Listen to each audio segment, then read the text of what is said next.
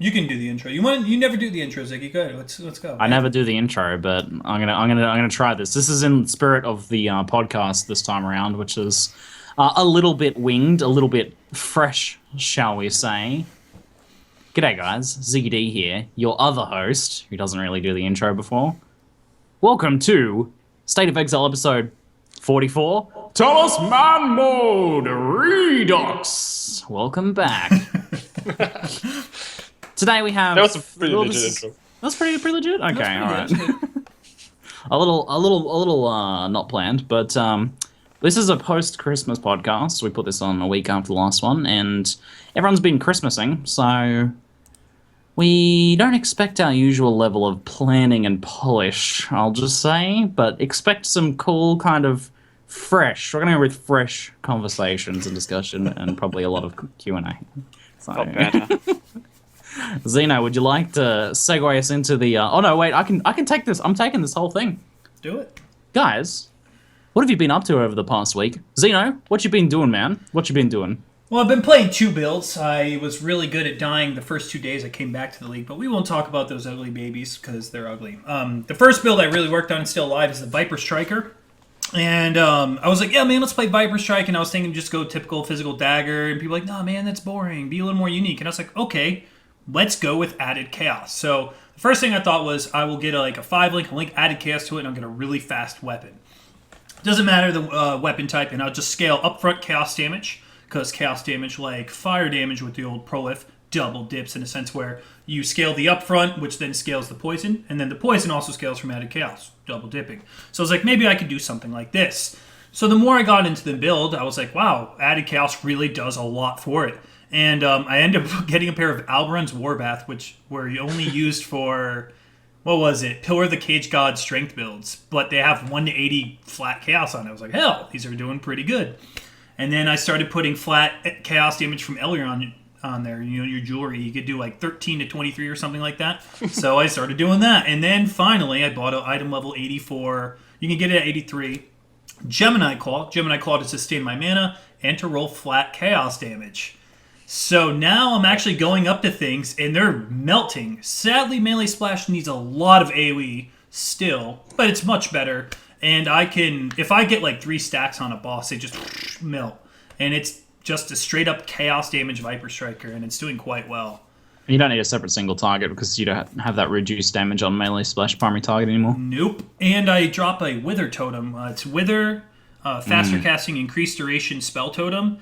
And that sucker, with all of that right there, it's like 80% more damage, you know. On top of the Vulnerability Blasphemy, I don't need Hatred or anything.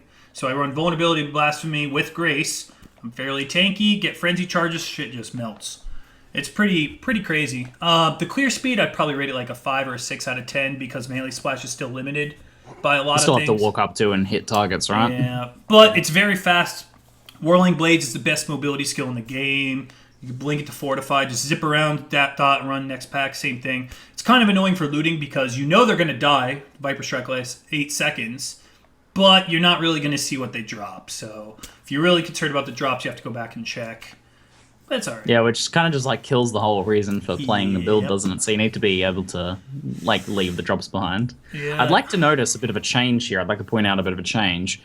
Probably like 6 months ago, added chaos was a dank meme, basically. Like, you know, like I'm to take my skill, take my EK, and add added chaos to it. You know, it was the classic 7th link, joke link, but pretty legit and meta right now, right? It's crazy with Viper Strike because Viper Strike's like a 130 multiplier or base effectiveness at level 1.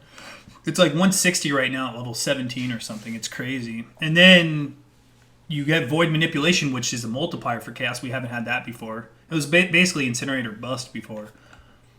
And then I'm playing a Lightning Striker, which I am shocked with how amazing that skill is. Holy hell.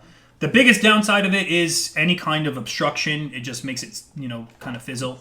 Any kind of pebble or piece of wood. It's frustrating. I think every skill really that travels on the ground should get the Glacial Cascade treatment.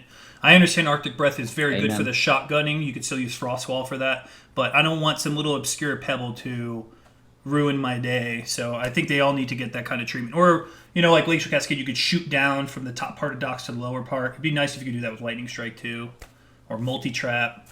Other than that, though, Lightning Strike, with the extra projectiles you get, it's like Split Arrow now when you level it up. You just get extra projectiles, so you don't need LMP. It starts off with 5, which is what LMP used to give it. And so by taking that out, you're not being hurt by a damage modifier that's lowering your damage. And because you're taking out, you get another support gem, which is multiplying your damage. So you're just getting 2 free multipliers you didn't have before, and it's awesome. I'm loving it. I went dual wield swords, RT. I was like, let's play some hipster version of it, and it's like trucking everything. My attack speed is through the roof, nuts, and I'm decimating anything instantly. The skill got a great rework, and it can be a top contender now with clear speed. Depending on the right spec. Dagger crit, staff crit. I could see some pretty nuts builds with that. Does it feel like an actual modern skill now? Because it was, for the longest time, a pretty rough skill to play. It was a Mjolnir support gem, basically. Sounds No, like it's- your RT with it. Yeah. Are you shocking anything? Like, No shock, just straight up Lightning Strike. I went Hatred, faster attacks, Multi-Strike, Wed, and my 6th link will be added Fire. And it's cruising. any plans to shove shock in there somehow? Like through passives or, I don't know, an Innovate gem or some shit? Innervate would only be worth it if I was really going like Fist of Lightning with like Lightning Pen, I feel. Or maybe I could throw an Innervate instead of faster attacks. The problem with Innovate is I feel like it's only really worth it if you're playing a build that runs around rather than using Whirling Blades. Yeah. And if you're going dual swords, you're just going to whirl around. Yeah, so I you go lose super half fast. the boost of Innovate, really. Well, it still gives you a lot of attack speed before you're willing. I'm not sure if I could really shock either, because my swords are so fast they don't really have high damage. Like, I want to shock, but I don't think I really can. I could just throw a Val Lightning Trap, because packs are going to get decimated anyways. And I just Val Lightning Trap against bosses. Are you using for Val single Lightning target? Strike? No, I'm not, because Val Lightning Strike I feel would be better with a 2-hander rather than 2 1-handers. Makes sense, yeah. And I don't have a Val skill. It was either going to be Val Grace or Haste, but I could use Val Lightning Trap, I would suppose, with like increased duration or something. I don't know. But I definitely feel that it's going to be insane if you play a crit build with it. Or like if you get yourself a really high exquisite blade going 2-handed sword crit, it would decimate anything. I was thinking maybe I should try something like that, more of a softcore version. Just try and roll myself a good big 2-hand sword and go crit with it. Oh yeah, it would totally wreck anything. Definitely. Mess around with your Skyforce booth with it. Huh? Yeah. How else are you going to get a power charge? CI 2-hand Segwaying. lightning strike. Yeah, man, that's hipster. Be a witch. She holds a sword. Awesome. She holds it like a katana, man. Oh yeah. Yeah, fuck it, I'll be a witch too. Why not? There you go. Confirm new build from Mathil. Perfect segue. Mathil, what have you been up to, including Chancellor RNG? There has been a bit of that in my life, yeah. Yesterday I managed to chance some Skyforth boots during an Area run, and that has left my life, I don't know, just in shambles. I don't know what to do with them. They're such a big ticket item that selling them seemed like too much of a waste, because how often are you going to have those boots? But what to do with them is just really up in the air at the moment. Aside from that, I've been playing my Fakener, turned that into more of a hybrid spec, and the damage has just been more than I ever thought it could do. So I don't know what to say about that really. Blade Vortex from Power Charge on crit is just insane. It gives me 7 charge discharges every single time I'm going off, so I can just about one-shot bosses entirely and shock them permanently. So the damage there is crazy. You don't even need a Vol's Devotion for this build anymore, which is something that was kind of a gateway, or not a gateway, a blocker for really opening up the build. So that's a lot of fun. And then I started rolling Voltaxic, which was I always knew it would be pretty good because it was good before this patch. Then there's duelist nodes now, and that frees up a Blood Magic gem and potentially a Life Leech gem if you were doing that. So on top of the Chaos nodes and all that, Voltaxic should have just received like a flat 30 to 50% buff the entire build itself. And I've been trying out Blast Rain for the single target, and with Poison and just how hard Blast Rain hits, it is unprecedented single target damage for me. I've never hit so hard. Yeah. I saw you were using Blast Rain as single target, and I'm like, yeah, I mean, I've been using it as an AoE skill with obviously AoE sports and everything, but it's still just like an excellent single target because without like any levels, it's 160 attack damage. Like if you're hitting in that sweet spot, which is pretty easy to do against most bosses. I'm using reverse knockback, which keeps them there. It's even easier. Yeah, and like the real sort of just strength of it for the Voltaxic is there's so many gems to scale it insanely. You've got Conk Effect, which, you know, that's already amazing for a single target. You've then got Wed, which is just a flat huge amount. Void Manipulation, added Lightning, so just like every single gem just makes it hit so much harder. And then on top of that, I threw Poison in. So I've been basically just killing every boss in the game in one shot.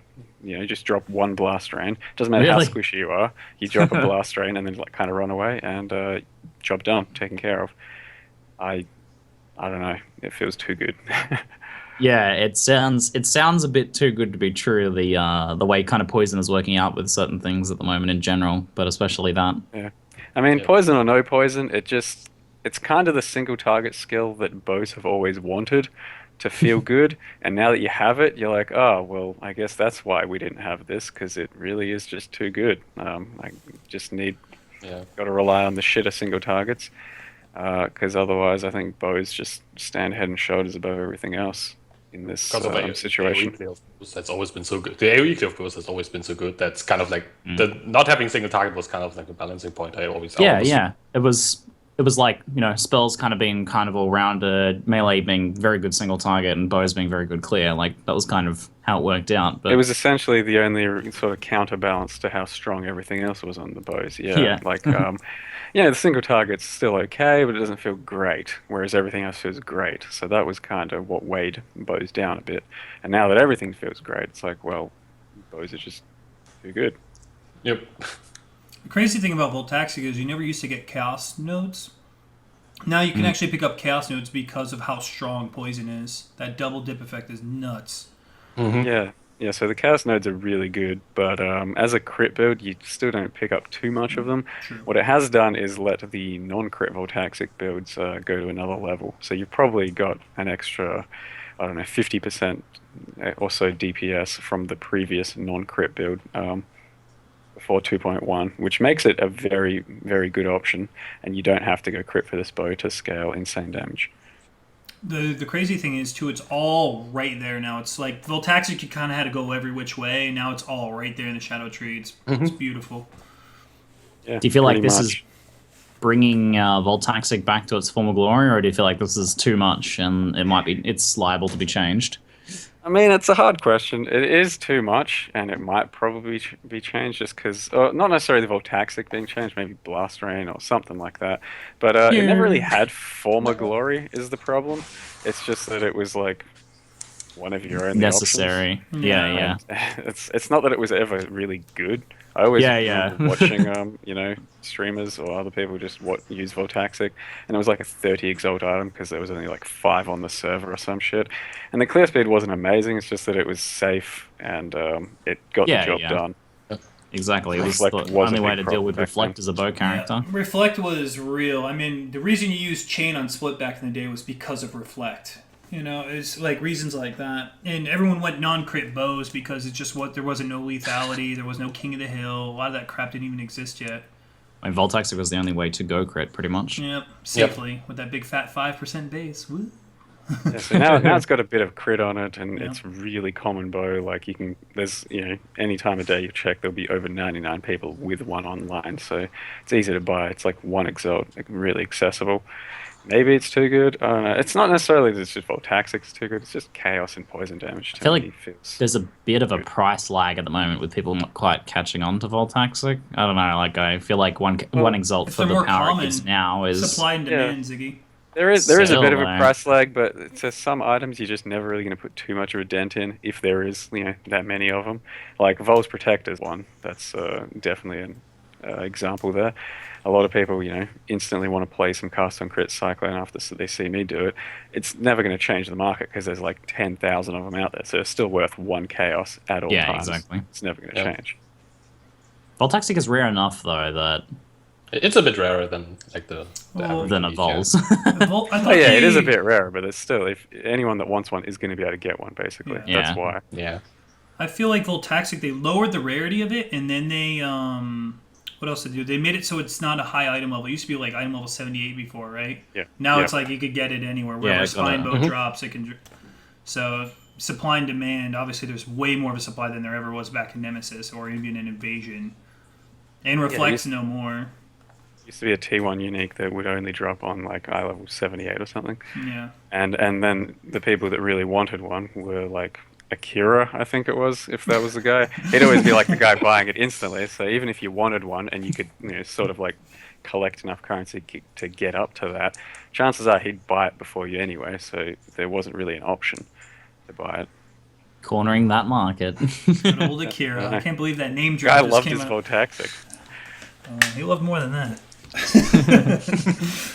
All right. So, YOJI, what have you been up to recently? Zeno took man? over from my hosting. I'm Couldn't sorry. handle it I'm anymore. sorry, Ziggy. It's okay, I'll relax. Give me that. Go back to toast. hosting. All right. Yeah, I've been playing Magic Finder. Was one of two characters I've been playing for quite a while. And I've played like Dual Flame Totem Classic, but I dropped the newly buffed Searing Bond Totem in there as well, because now you can use Searing Bond on top of Flame Totems, just like as an additional totems. Yeah. Because I mean, why not? yeah, because why not? It's like a 3-link. It's fully linked basically with 3 links. You just throw it in a +1 or +2 later, and it does insane damage. It even out damages my my Flame Totems, like even on a 5-link still. It's pretty insane. And I yeah, feel you like can just, it's finally become the support skill that it was kind of always intended to Yeah. be. I'm getting that sense. yeah, it kind of feels like that. It's like a skill you can just toss in there without much cost, which does provide some a lot of extra damage, but not crazy amounts. And yeah, it's just really good for like a low investment, and you can just toss it on basically every totem build. Just make it a little better if you have the links.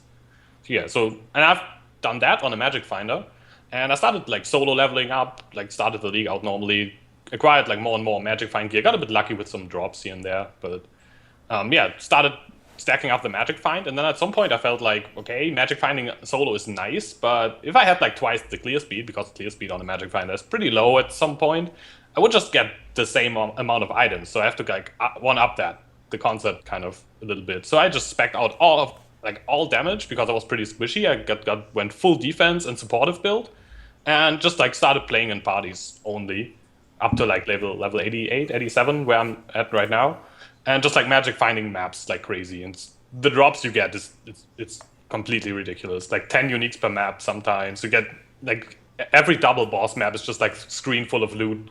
Basically everyone has to change their loot filter because you get too much. You can get too much loot in this game, and it's so addicting as well, because like identifying the items is just so much fun.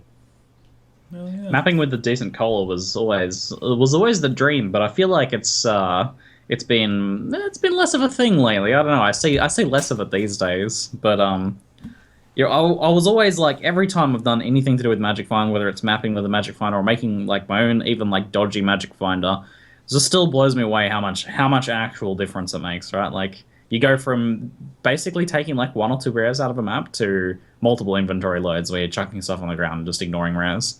Yeah, you just keep ignoring rares, and you can get even if you do Magic Finding solo, as I did, you can just do the unidentified chaos recipe with all the bad bases, and you just stack up insane amounts of chaos orbs like in like a few days even.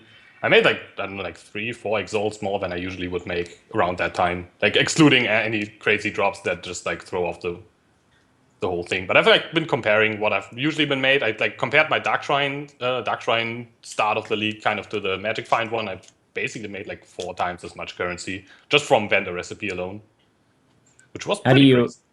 How do you feel about how Flame Totem's playing nowadays?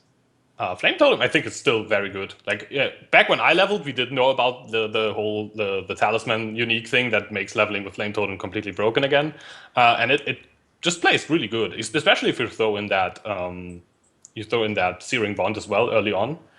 Just great for leveling still. It's not you can feel there's a difference. It's not like, oh, I don't have any damage passives and still kills everything. But once you get like a little bit invested into like some, like take the Templar Witch starting nodes and you'll be fine for quite a while, basically. The funny thing about Flame Totem is GGG nerfed it at early levels. They're like, yo guys, sorry, it was too strong, but here's Knight's Hold. And you're like, oh. Cool. Yeah, that might make sense. I mean, for racing it does, because you're not necessarily going to find a knight's hold while racing, but Yep. for leveling and everything else, you're like, whatever, man. It's basically the same. It's even worse, actually. In the early levels, it's even stronger now than it used to be, because level 10 added chaos in the +2. Yeah, thank you. I take it. It's better than everything in the game. Now I'm good until level 50, alright. But yeah. Do you feel like I mean they must have intended that as it being one of its primary uses, right? When they put the caster stun on it, they're like, this is just limiting the skills. People are going to use this for leveling, right? If they missed it, they've been sleeping. Yeah. I was nuts with lightning tendrils. I mean, I killed Mervale in like 2 hits. Viper Strike in there? Oh my god. Viper Strike, because Viper Strike works well with upfront chaos damage. She just 1 hit and she was just done. It's pretty beastly. Do you think because it's like restricted to, like you said, you can't really get it in races because it needs to drop from talisman mobs itself? Do you think JGG's kind of just okay with putting like a really powerful leveling item like that in? Yeah, I mean, leveling's boring, man. Like, we need something to spice it up. Leveling is really boring. Yeah, maybe that's the intention. I guess I agree with that. Like, subsequent characters in the league, I'm okay with having items that make things very powerful for leveling. And we've had stuff that makes leveling super easy for a longest time. I guess my issue with the amulet is just, or the talisman, is that it takes away the need for other leveling items, which means that you are less inclined to level, you know, as your build with a bunch of leveling uniques that are good for it, and more inclined to just chuck your flame totem or lightning tendrils or Viper Strike or whatever, you know, this select few skills in that amulet. Like, works pretty well for attack builds because you can put pretty much any attack in there. But if you basically go with spells. Go just efficiency based, you will always use that unique. But it's kind of more like a fun decision, because when I leveled my lightning striker, which is the other character, I was like having tons of fun. I used like all the dagger uniques to leveling, except for Might Flay, because that thing is expensive as hell. But I just like bought a rare instead, and that was a lot of fun. And sometimes I really like leveling as the build, when other times I also kind of fun leveling something else. But if it's always like flame totem in that unique knight's hold thing, then it's getting a bit dry. Yeah. After a while. I mean, it's up to you. About. It's up to you to spice up your leveling, you know what I mean? It's just like a love life, man. You can't keep doing the same thing. You gotta change it up. I mean, but water takes the path of least resistance, right? It always flows downhill. People tend to, you know, it's a game about efficiency. We're always going to take the most efficient. We need a little bit of hand-holding in terms of diversity, I think, at times, when it comes to games like this. I'm one of those people where it's like, if I'm playing Viper Strike, I'm playing it from level 1. If I'm going to play this, I'm not going to do the Flame Totem, Firestorm Trap to level 70, and then I'll finally play my build. I never understood that concept. Neither did I. You gotta I actually to play like that. it. I actually Flesh a lot found of that your build out through leveling. I agree. Agreed. Totally. I disagree here, because I kind of like found that I played the characters that I level differently than I play in endgame. I play them longer to higher levels, because there's like, you played like basically 2 different characters in one.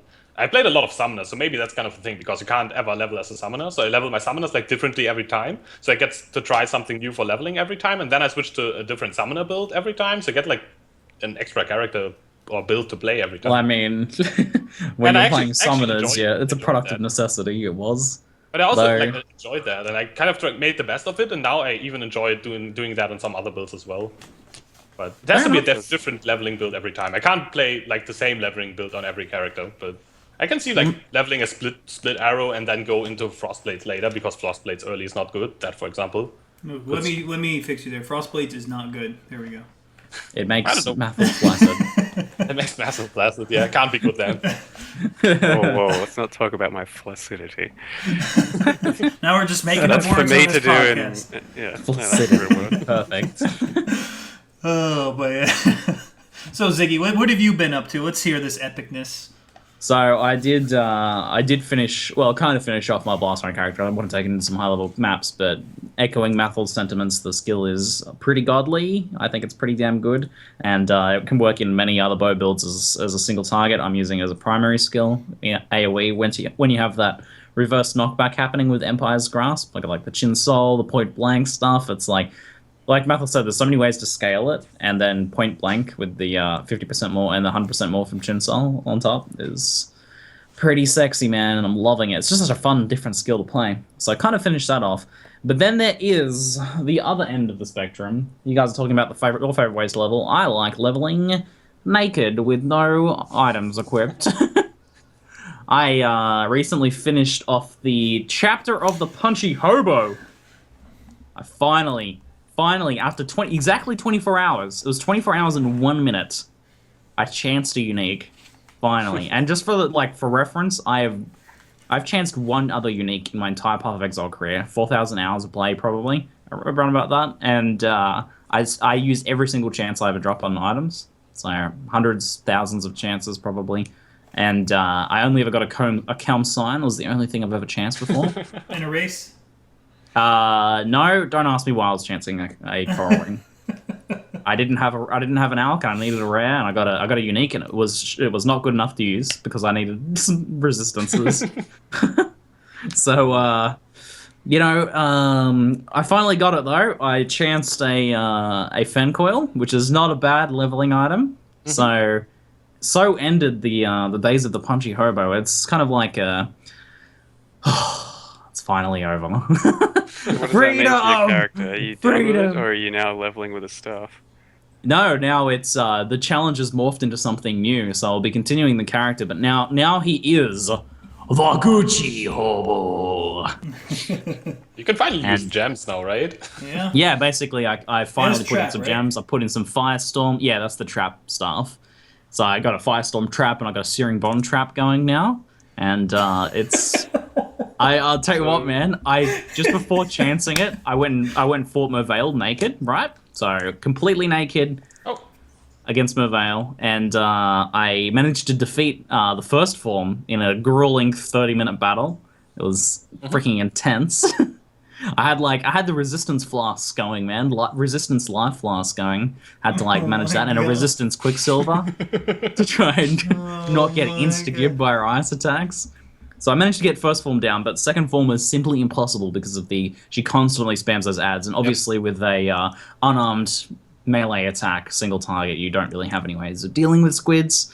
So it'd take me like a minute to kill each squid, and they spawn a new wave in that time. Yep. So I had to leave second form, went back to town, chanced a unique staff, and went and destroyed her instantly. I'll tell you what, that was the most satisfying upgrade I've ever gotten in Path of Exile.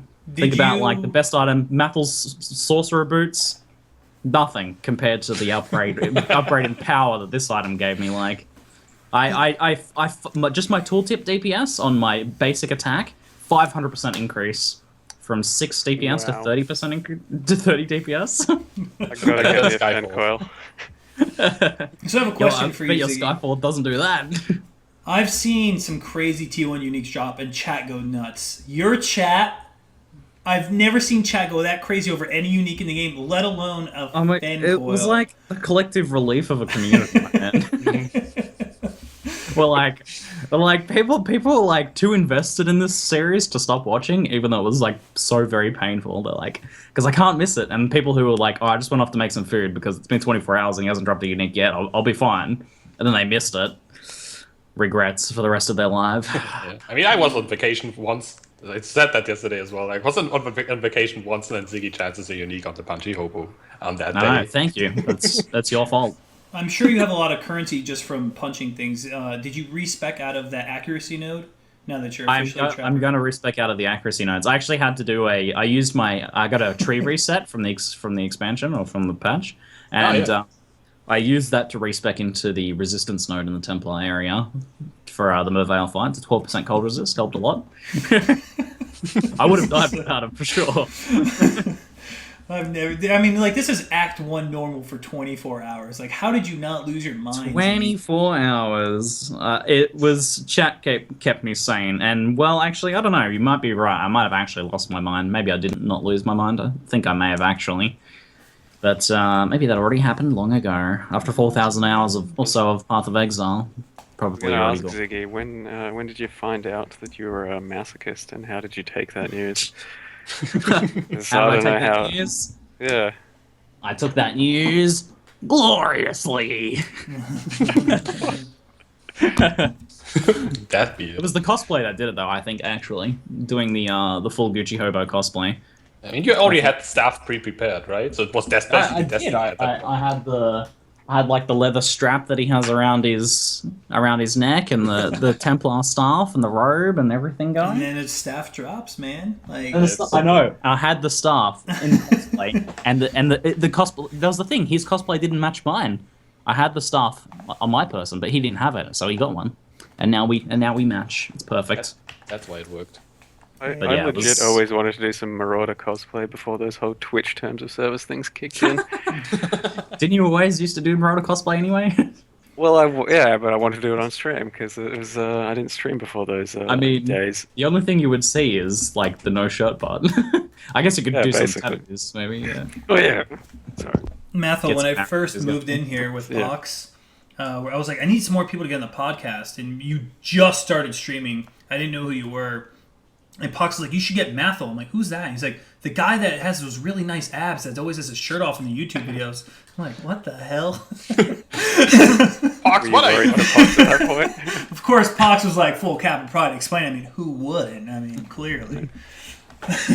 Abs Videos have you been watching, Pox? There's like some Twitch changed the terms of service and you didn't start streaming yet. And you're like, well, Twitch changed the terms of service, but I'm sitting here on YouTube. It was like some like thumb in the eye video.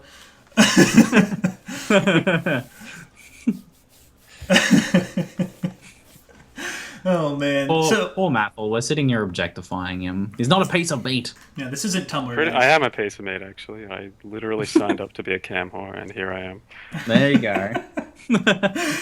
Self Welcome to Twitcherbait.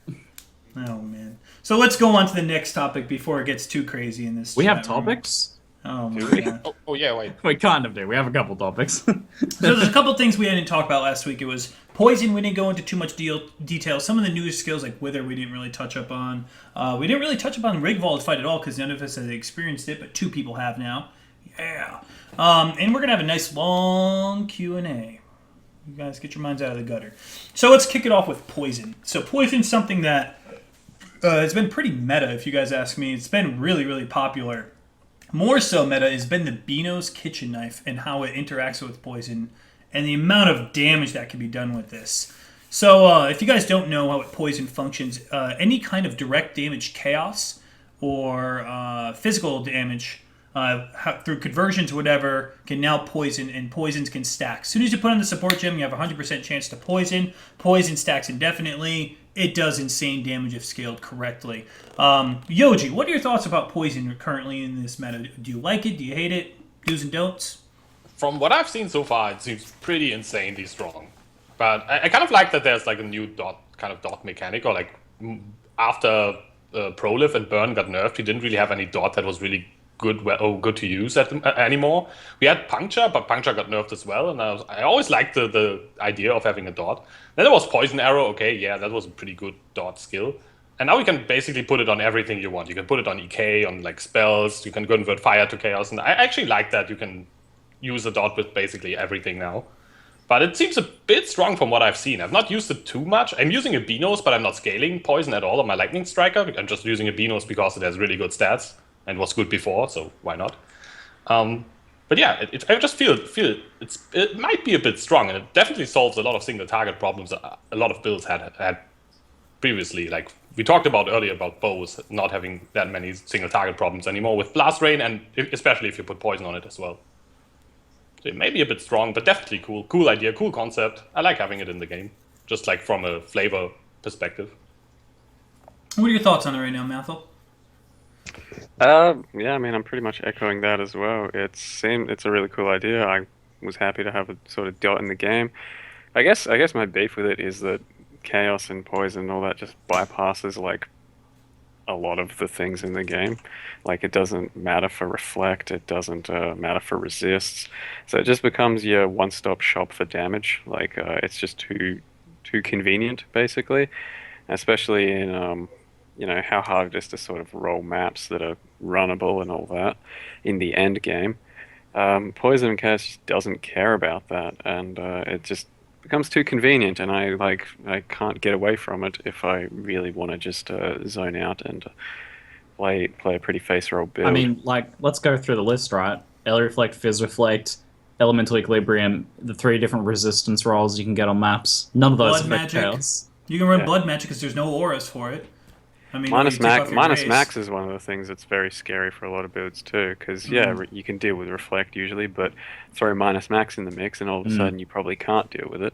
Whereas poison and chaos doesn't care about that. So yeah, it just lets you pretty much. I don't know. I've been running un-ID maps on Voltaxic if I really feel like. If I pick up a rare un-ID map, who cares? Throw it in. Doesn't matter. I've even been running with minus 29 lightning resist for like 10 levels, because who cares? And since I'm one-shotting the entire screen that far away, I'm never really dying to anything, and I certainly can't die to reflect. So Yeah, you can resist- off-screen with impunity. Yeah, it's just it basically let me not care about resists for a long time. Of course, I'm still trying to cap them and finish off my resists, just because for those certain situations. But it does Occasional just fireball that comes from off screen. yeah, something like that. It does just let you not care though. So I don't know. Poison and chaos probably too strong. It's certainly cool, and I'm happy to let it last for 3 months or whatever. People play around with it and make up their own minds. But It's I'm hearing a I'd say lot of it's- that. Like it's Go on. gonna last for 3 months. Like it's like Well, this will I'm be s- fun for 3 months. I'm Like saying everyone's it's kind of fully expecting. I'm okay for it to last for 3 months if they don't Yeah. do anything about it after that, or don't scale it down a bit, or don't change binos, or don't change the gem or some of the passive tree. Then maybe I'll be concerned. But at this point, I think it's still only been 2 weeks, and probably not too many people have even experienced poisons or chaoses and all Yeah. that. And yeah, it's just not that known about that it's that good. Yeah, I feel like not that many people are sort of gotten onto it yet, because I guess there's a lot of hesitance with mechanics like poison. They're kind of seen as edge side mechanics that not too many people explore straight away. So there's going to be a bit of a time delay before a lot of people get in there and try it. So I agree with at least if they're going to change anything, leaving it for this 3 month for people to enjoy. Yep. But what do you guys think? Especially you, Mathil, given what you were just talking about. Do you guys think that chaos wise, it should be that it's weaker than the other options, either Fizz or Fizz Elemental or Pure Elemental, because it has those conveniences, like the no issues with Reflect, Elemental Equilibrium, like map mod friendliness? Do you feel like it should be weaker than those other things because it has that separate strength? Yeah, and it has been for the most part. That's been history, recently. yeah. Yeah, Yeah. like that's what it was. It was weaker. It was less ways to scale it. Like you had Voltaxic and Poison Arrow, and an added Chaos Gem. Like that was essentially it. And then they threw Consuming Dark in the mix, and you could really do some crazy things with that. And then the entire tree got reworked for more chaos, and some skills got more chaos, and then Poison Gem, which lets anything be chaos basically. I don't know if the current game really is prepared for all that chaos, because before it was, as you said, kind of balanced in that it was hard to do and all that. And then as Zeno was talking about, he can make like pretty much a character off of just pure chaos gimmicks all over the place, not even a strict chaos skill. And that actually just got me thinking about it as well. Like I could probably make a full chaos spectral throw character with just a shitty claw that has Exactly. like just chaos on it and added chaos damage. You don't even have to use weds. He ends up freeing up some links here or there. I could probably make a really good character out of that. It's actually crazy. You don't even have to try. You just get flat chaos on everything, void manipulation, rapid decay, and you're done. Yeah. So nuts. Honestly, my take on poison right now in the current state of the meta, it has been 2 weeks, but I hope poison is a good indication why they over-nerfed elemental proliferation. I think we were all at a point where LA Prolif something needed to be done, but the classic GGG double nerf was a bit much, both the AoE and the damage penalty. I'm hoping if they do decide to change poison in the future, they don't just destroy it, because we love it. We love it. That's why it's being played. Yes, it is strong. Beanos might be over the top. It was remained unchanged, but you can't kill Beanos without killing physical builds. So it's like really tough to balance, honestly. And GGG with dots and from track records have never been very good at balancing dots in this game. Puncher is either OP or useless. LA Prolif was either OP or useless. Poison Arrow was either OP or useless. So it's now we're back here again with the poison, and I just don't want it to be useless. If you're going to change it at all, if you're listening right now, GGG, don't make it unusable.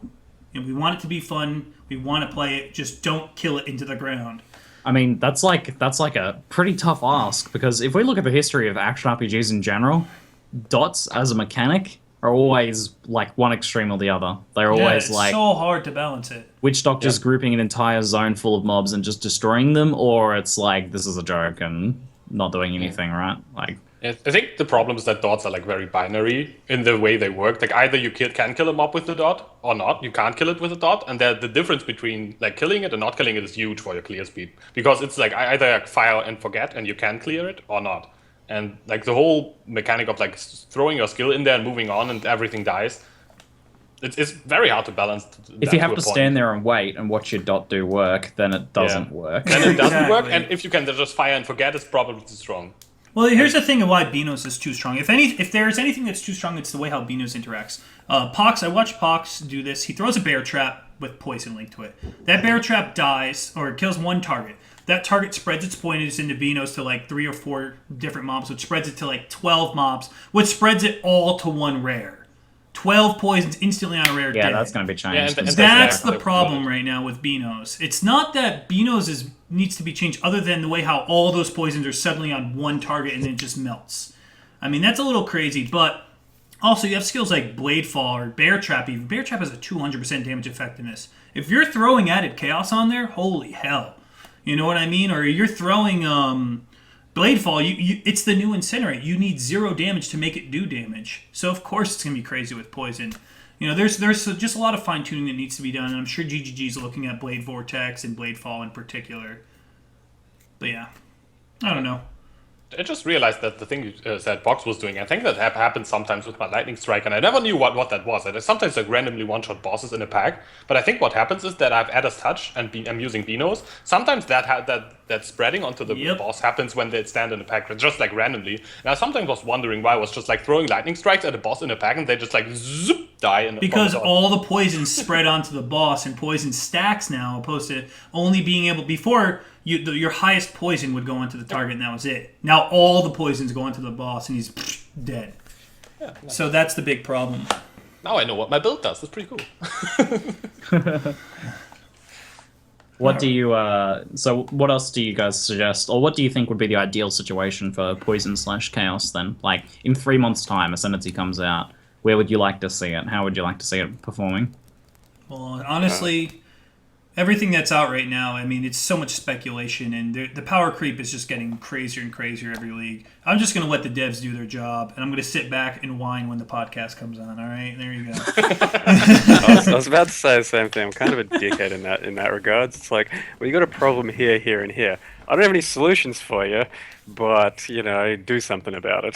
It's I don't know. I wish I could help, but I'm just terrible at creativity. There you go. You guys heard it here first. Professional complainers, not problem solvers. That's right. Well, Yeah. GGG even said so themselves. They don't want solutions. They want problems. It's their job to come up with solutions. It's our job to tell them problems. yeah, that's it, right? Yeah, kind Still, of. That said, maybe some chaos resistance on like a map roll. Yeah, I don't know. I thought about this one. something at least. That's a That good wouldn't call. really, wouldn't really kill the builds or anything. Like, okay, so you got to reroll a mod or do it a bit slower. Not a big deal. Sounds pretty reasonable. I was thinking, there is a downside to chaos builds. There's no chaos pen, so if a monster does have a lot of chaos res, I notice when I'm fighting a snake or a boss, you know, sometimes it could be a little bit of a pain in the ass, but not nearly as big of an issue as minus max and other things you were mentioning, Mathil. So. I mean, they can just make it like 20% chaos res as a map roll or something. Yeah, even Yeah, like even 20, 40, 60, you know, like the current state wouldn't be too bad. Like, Yeah, you're because it's right. not like any mobs have the chaos res anyway. Certain mobs did have chaos res, and I used to notice it, but now that my damage is so insane with the poison and chaos, I don't notice chaos resist on anything. So it maybe it doesn't do enough. Maybe my damage is too good. Maybe chaos is too good. I don't know. But yeah, I think the map mod could help just a little bit. As long as they don't nerf Beanos for physical attacks, I'm cool. Yeah, I would like to not see that happen. Because there's a lot of Beanos that can be nerfed. It has like so many things. There's like it has chaos resistance, it has chaos damage over time. It has, what does it have? The regen is crazy as well. The pro live. You can nerf something, but not the physical stats, not the crit, please. That's how people are getting like 20k regen, because there's like 12 poisons on one monster. That monster dies. Here's all this regen now. You know, that's the only thing that's really probably imba about Beanos. That was the other topic I wanted to bring up before we moved on, was the regen aspect. We've seen Pox recently with his build hitting 20k regen. I saw another test video of someone sustaining Righteous Fire purely off of Beano's regen. Obviously, whenever they weren't killing stuff, they were getting wrecked. But you know, It's a pretty like, cool playstyle, I figure. yeah, I mean, what do you guys think about this like regen aspect of it? Yeah, it looks insane. Just I don't know. I guess it's kind of balanced in that you can't fully rely on it because you will get killed by a one shot regardless. But yeah, in the right situations, I think it could be too strong. It's probably just regenning too much right now. I don't know what the mechanic behind how much it regens is, but it's the numbers people are hitting, I think, are too big. It Pox seems- just said he hit seems a bit 70k regen yesterday. much. Seems good. I mean, it's like beyond a certain point, beyond like 10k regen, it's like arbitrary numbers, right? Because it doesn't make any difference beyond that, really. You blink You your like eyes, the full same health number, instantly. you know? Yeah, Yeah. like instantly full. Just- Here's an idea for a map mod too. Right now we have monsters can resist elemental status ailments. We could do the same thing, just monsters can resist poison. Like a certain Yep. percent to not be poisoned would also really help out, you know, so that way they can't run every map. I think rather than killing poison, just make more map mods that make it so poison has a harder time would be much better. I would agree with that. Because one of the reasons I roll it, and I think one of its biggest benefits is just how comfortable mapping is in the end. You don't actually have to worry about that. And I hate rerolling maps. So if I had to reroll maps, maybe I'd think a bit less about poison. True. Or even immune. I don't know about immune. I hate immune to curses. I think immunity immunity's is dumb. lame. Yeah. Immunity. Like Immunity's the dumb. immune to mana leech and leech mod, that's one of my least favorite things in the game for the maps. Yeah. Just any time I see that in the end game map, I just look at it and go, why? Why is that a thing? And then I reroll it. Yep. Immune like- immune is never fun in an ARPG because it's like there's nothing you can literally do about immunity. Yeah, just make it like a penalty. Even with curses, just make it like mobs can have 1, 2, 3 less curses. Or Yeah. something like that. We've been saying this pretty much every podcast, last 4 or 5 podcasts now. There's like, let's make curse immunities into curse resistance. I think it's going to happen eventually, surely. Yeah, just like keep the it. Jedi. We keep talking about it every episode. You will remove curse immunity. You will give us curse resistance. Yes. I like it. All right, so let's move on to the next segment. Unless anyone's got something else they would like to touch upon, poison. Forever now, hold your peace. No, I think that's cool. Do you want to talk the Rigwald That's fight? it. You and Mathil. I'm sitting back. I'm muting the mic. Kick it off. Okay, so I made an effort yesterday, or like not yesterday, over the last week to get stuck into the Rigwald fight. I was very excited to see it. Didn't have any spoilers or anything like that. Self-found because I wanted that experience of like acquiring those talismans for myself and not just buying them in bulk to see how that plays out. So I self-found all the talismans myself needed for the fight. Obviously, I ended up with a blue talisman at the end. You're not really going to self-find your way to a rare in any reasonable amount of time, that's for sure.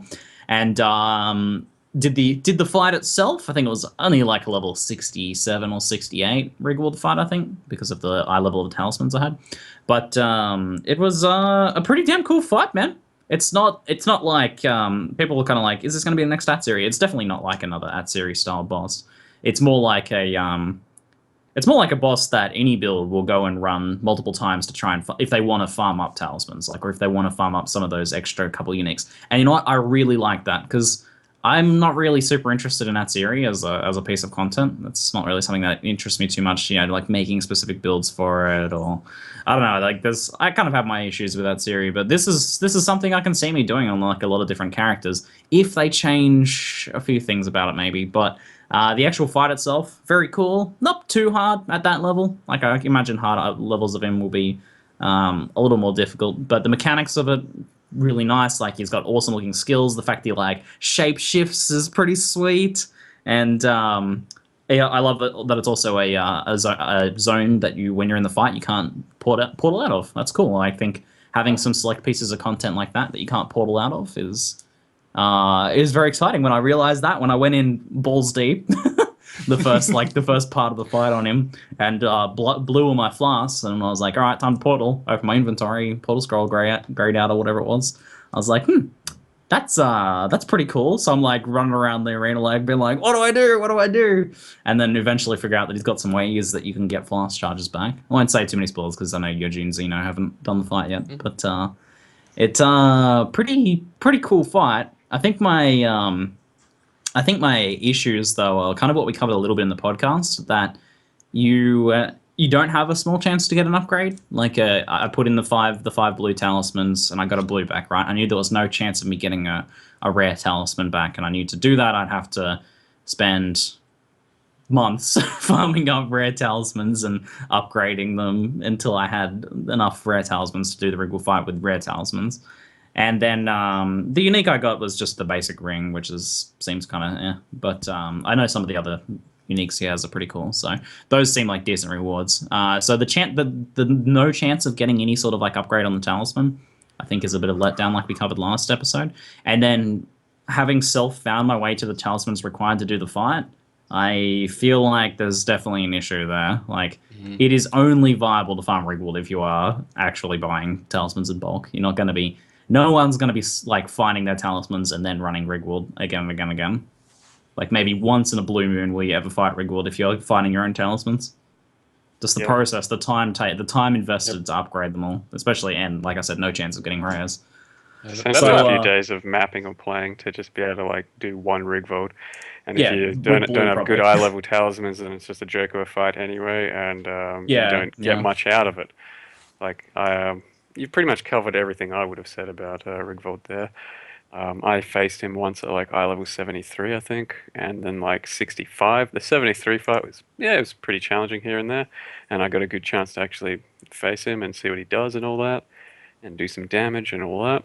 The 65, I like went in pretty much one-shot him, and I'm like, oh, okay, that's nothing. And he just dropped like the ring that time, I think, and a white talisman, because I put in like some whites and blues. That's the best I could do at that time, self-found as well. And it just didn't really feel worth my time at all based off of that. If there were like rare talismans for the most part, and I could be, building my way up through rares and get to the rares, then I'd have like an actual exciting opportunity for an upgrade or some cool item to at least see. Whereas the white, the blue, it's just basically never going to be anything. And then, my other issue is getting to an eye level 80 Rigwald is going to be really, really annoying and painful. Yeah, because you need to find like a couple. How many talismans is it to get from tier 1s up to enough to fight Rigwald? It's supposed to be a minimum of 125. A minimum. 125. It's if you get all the right combos and all that. Yeah. And so essentially that means, so you have to do like that many maps, essentially, like 125 at a minimum, like level 79 plus maps or some shit. So, it's just not likely, and if I'll probably do it eventually. Like I've started a separate tab for those eye level 80-ish talismans, and when I do get there, I'm going to try and invite some people in to leech it, because they're going to, there's going to be like 6 people on the server opening this portal, right? So you may as well share the wealth with that. But Rigwald was pretty cool. He didn't seem particularly worth going back for as a self-foundish sort of talisman person, because I don't want to go through the headache of trading talismans and all that. It just didn't seem worth it enough for me. Yeah, buying bulk talismans is a chore, right? Like, you have to find like someone who's just like pleb mode farming them for you, or you need to be in trade chat trying to buy up all those talisman bundles. It helps to be in a guild where you can like swap abundances. Trading them around, yeah. Do you guys think if they maybe made it 4 instead of 5, it would be better? 4 talismans to put into the stone rather than 5? I mean, it'd be better by the virtue of it would be not quite as extreme, not quite as long as it is now. 20% easier. Well, the problem is we have 5 each. Obviously, 5 to third. We have 5 to the third power, and then they all have to be rare in hopes of it rolling well. Like the amount of RNG associated with that to finally get your GG talisman. Like, how many rare talismans have you found that are like, whoa, I found 0. 0. In the past week, I haven't found crap. I've found a couple, but 3 good ones. It's I found like 5 to 10 or something in the last week.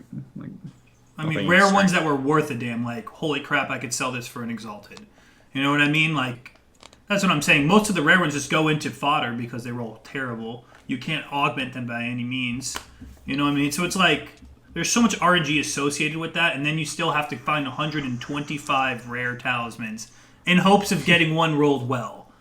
It just seems ass backwards to me. I don't know. Yeah, four would be an answer. That is one answer. Like that would help the situation a lot. Like I don't want to be like, I make it sound like I'm asking for this to be easier, right? Like that's not really what I want so much. I just like I guess I do. I guess I want it to be easier. But it's about it being less painful and being something that I can actually see myself doing or being engaged in. I think what we talked about last podcast is actually like spot on. Having done like a week's more experience now and actually fought Rigwald now, like I feel like what we were saying last podcast is actually like spot on of what I'd like to see. A chance of tier 2 and maybe like tier 3 talismans drop, like even if it's like a 1% chance of whenever a talisman spawns of it being a tier 3. Maybe like in higher level maps that only happens or something. I wouldn't even mind if it was a unique monster associated with it. Like that bear, yeah, he's scary, but that's what you got to do to get that tier 3 talisman. Let's do it. Maybe if like rares had a higher chance of having a tier 2 talisman or something like that, that'd be cool. And then whenever you do your upgrades, you put in 5 blues, you have that small chance of getting a rare back. Like there's like 1%, 5%, whatever. There's small chance. I feel like that would be and then like if Rigwald again had a small chance of dropping a rarity up, that would be really cool. The difference between the 4 and 5 is 64 to 125. You're nearly halving it, and that's really good. That sounds a lot better to me. Because 64, it's reasonable, self-found, or even trading, you might be more inclined to trade. But 125 is like, it's still a pretty decent amount of work, but it's something the average player is probably going to engage in on an amount that they're actually going to take notice of it as content. The idea. I think the current system they've actually put in is just more because of how many people play now, I suppose, and. Just if they did make it any easier, you'd see way too many godly talismans. That's a good point. Playing for the past week or two, people have linked me some absolutely insane talismans, like some that are just trump anything you're ever going to find before talismans. Not necessarily going to be mirror quality things. Even then, potentially, if they halved it, there'd be twice as many of those out there. Potentially even more because you'd actually be going out of your way to do it instead of just skipping it like a lot of us are right now. So maybe it's just because same thing as the way the Diablo 3 auction house was itemized. It was basically built around the fact that you're never going to find anything, but there's so many people playing that there's always going to be stuff up there for you to be able to buy that's really nice. So yeah. I agree with that. You don't want too many talismans, but at the same time, you want everybody to enjoy the content. And if 125 talismans is overwhelming for the average player, I mean, forget it. I mean, doing Rigwald himself, I think the reason why he's so easy as he is because you have to get 125 talismans. But other than that, Yeah, that's kind of true. But by the time you get those talismans to do with the Rigwald fight, and he's probably then like level 60, whatever, you can scrap up at the time. At that point, you're probably level like 70, 80. Yeah, I was 80-ish when I fought him. Yeah. Level 67. I'm like level 83 now on my Lightning Striker, and I've gotten like always the same tier 2 talismans, so I'm not fighting Rigwald anytime soon. And yeah, that's also kind of a thing. Like some talismans just seem to drop for me like randomly, like every single time. I get like some of them, and others, even tier 1s, just don't seem to drop. It's probably just RNG, but it seems to be like very, I don't know how you call that, but the variance seems to be very high. Doesn't seem to be very good. I think what it comes down to is in order for me to want to engage with this further, I need that potential of the big win. And if I'm putting blues in because that's all I have access to, then I don't have that potential of a big win. Like I get a perfectly rolled blue and I'm like sweet, that's like 5-10 chaos. But I don't have that potential, that big, like I don't have the chance of getting that really good rare or anything like that.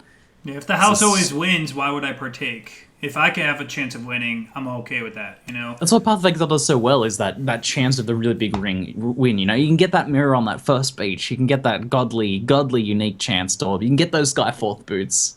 You can't really do that with the Rigwald fight. You have to, like, eventually, somewhere down the line, a month or two into the league, you're going to have, hey, I got a full set of rares, let's go run the Rigwald fight. Oh, well, I guess it wasn't any good. I'm okay with IAR and IIQ not affecting the talismans. I'm not okay with 5 blue, you get a blue. Like, like you could keep the 5 rare guaranteed a rare, but I still think that if you put in two yellows or 3 blues, you still have a much higher chance than 40% chance. It just seems very sloppy. I love the tiers and the upgrade mechanic of it, and I love that there's some sort of predetermination there, or But yeah, you need that potential. You need that potential of the win. Yep. Agreed. I think we're all sitting here in a circle jerk about this one. I mean, GGG.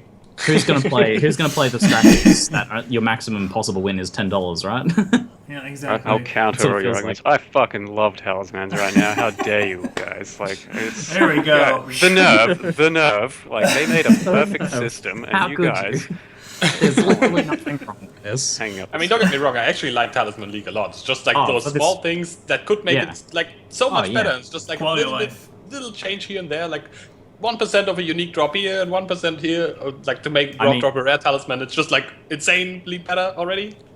I mean, So- yeah. Do we need to do some reverse circle jerk for you, Zeno? Because Talisman Leagues, I think, is one of the best leagues I've ever It done. is one of the best leagues, without a doubt. It's just, But it it's gets- just a smidge away from greatness. It's Like, exhausting killing some kind of hard white monster, and all you get's a freaking white talisman. Let alone a unique or rare monster. Like maybe make it rare monsters drop rare talismans. Done. If it spawns in a rare monster, it drops a rare talisman, or no more white talismans. I'm happy. We just need like a higher chance to get rare talismans, because right now it's exhausting killing something and getting a white talisman, especially when that tier 3 bear can one shot you off screen for 7k damage.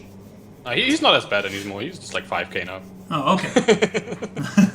He got nerfed. He Nice. smashed my face like right before the podcast. I played some maps yeah. and I summoned a bear, and he's not as scary anymore. Let's He's talk still about scary, but The Weaver with proc shield, that one's fun too, right? yeah, that one is annoying as hell. I hate proc shield. I just hate proc shield. Oh man. So shall anyways, we move it along then? Any final comments on Rigwald or Talisman League in general from you guys? No.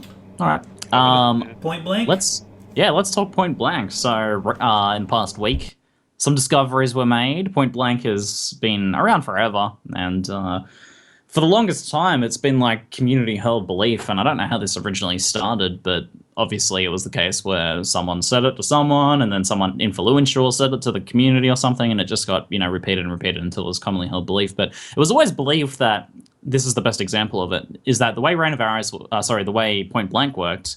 In particular, Rain of Arrows, is if you aim close to your character, any AoE extending beyond that more damage multiplier, so where you would usually start to lose damage or go into negative damage, you would have that full point blank effectiveness for that full AoE, right? So it was like, yeah, play Rain of Arrows with increased AoE, and you can like reach the edge of the screen with point blank radius. So I was actually talking to Rory and testing some things with Blast Rain, and I got him to do some tests, and well, I got that, but basically, if you say something to Rory interesting about a skill, he'll be like, I'm dropping everything and testing that right now. So he spawned a line to crabs and was doing these different tests with Point Blank for both Blast Rain and Rain of Arrows, and we ended up testing pretty much every bow skill and every projectile skill. And it's he actually found out that it actually scales linearly no matter where you aim. He was aiming at the edge of the screen, and you could see the health of the crabs getting lower and lower and lower as it moved closer to his character, because it doesn't matter where you aim, but it actually scales depending on the position of the mob in relation to your character, not where you actually aim, not where that doesn't matter at all. So that's it's just it was such a mind-blowing moment, because for 3+ years it was always just a held belief that if you played, when you played Point Blank builds, you aim close to your character, because that was extending your damage out further. And we tested a whole bunch. No. It wasn't true. It just wasn't true. Do you mind if I chime in on this one? Yeah, go ahead. I was playing that Chin Soul build, and I noticed it did it like that because when I fired my Rain of Arrows, there would be a very close-knit group to me that would die, but I had such a big AoE that the ones that were a little bit more out, it was outside of Chin Soul range. I was like, they're not dying. I must be outside of Chin Soul range. So I noticed no matter where you fire it, it doesn't matter. It's always been based on the range. Same thing applies to Molten Strike, believe it or not, too. Molten Strike isn't always 50% more damage. Yeah. You can If it Red's Marcus further confirm it. away.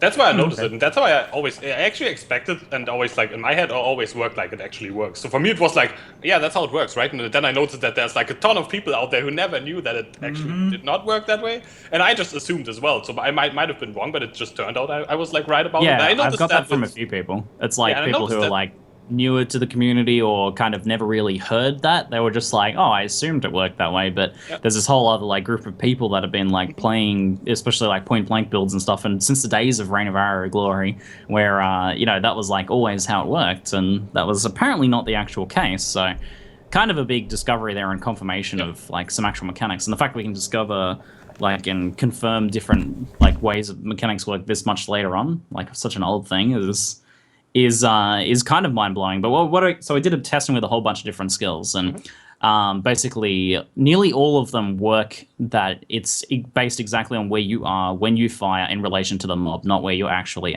aiming. So you can also, for the record, move. Like if you shoot then move, it doesn't matter where you are when the projectiles hit the enemy. It only matters where you fired from. So it snapshots essentially.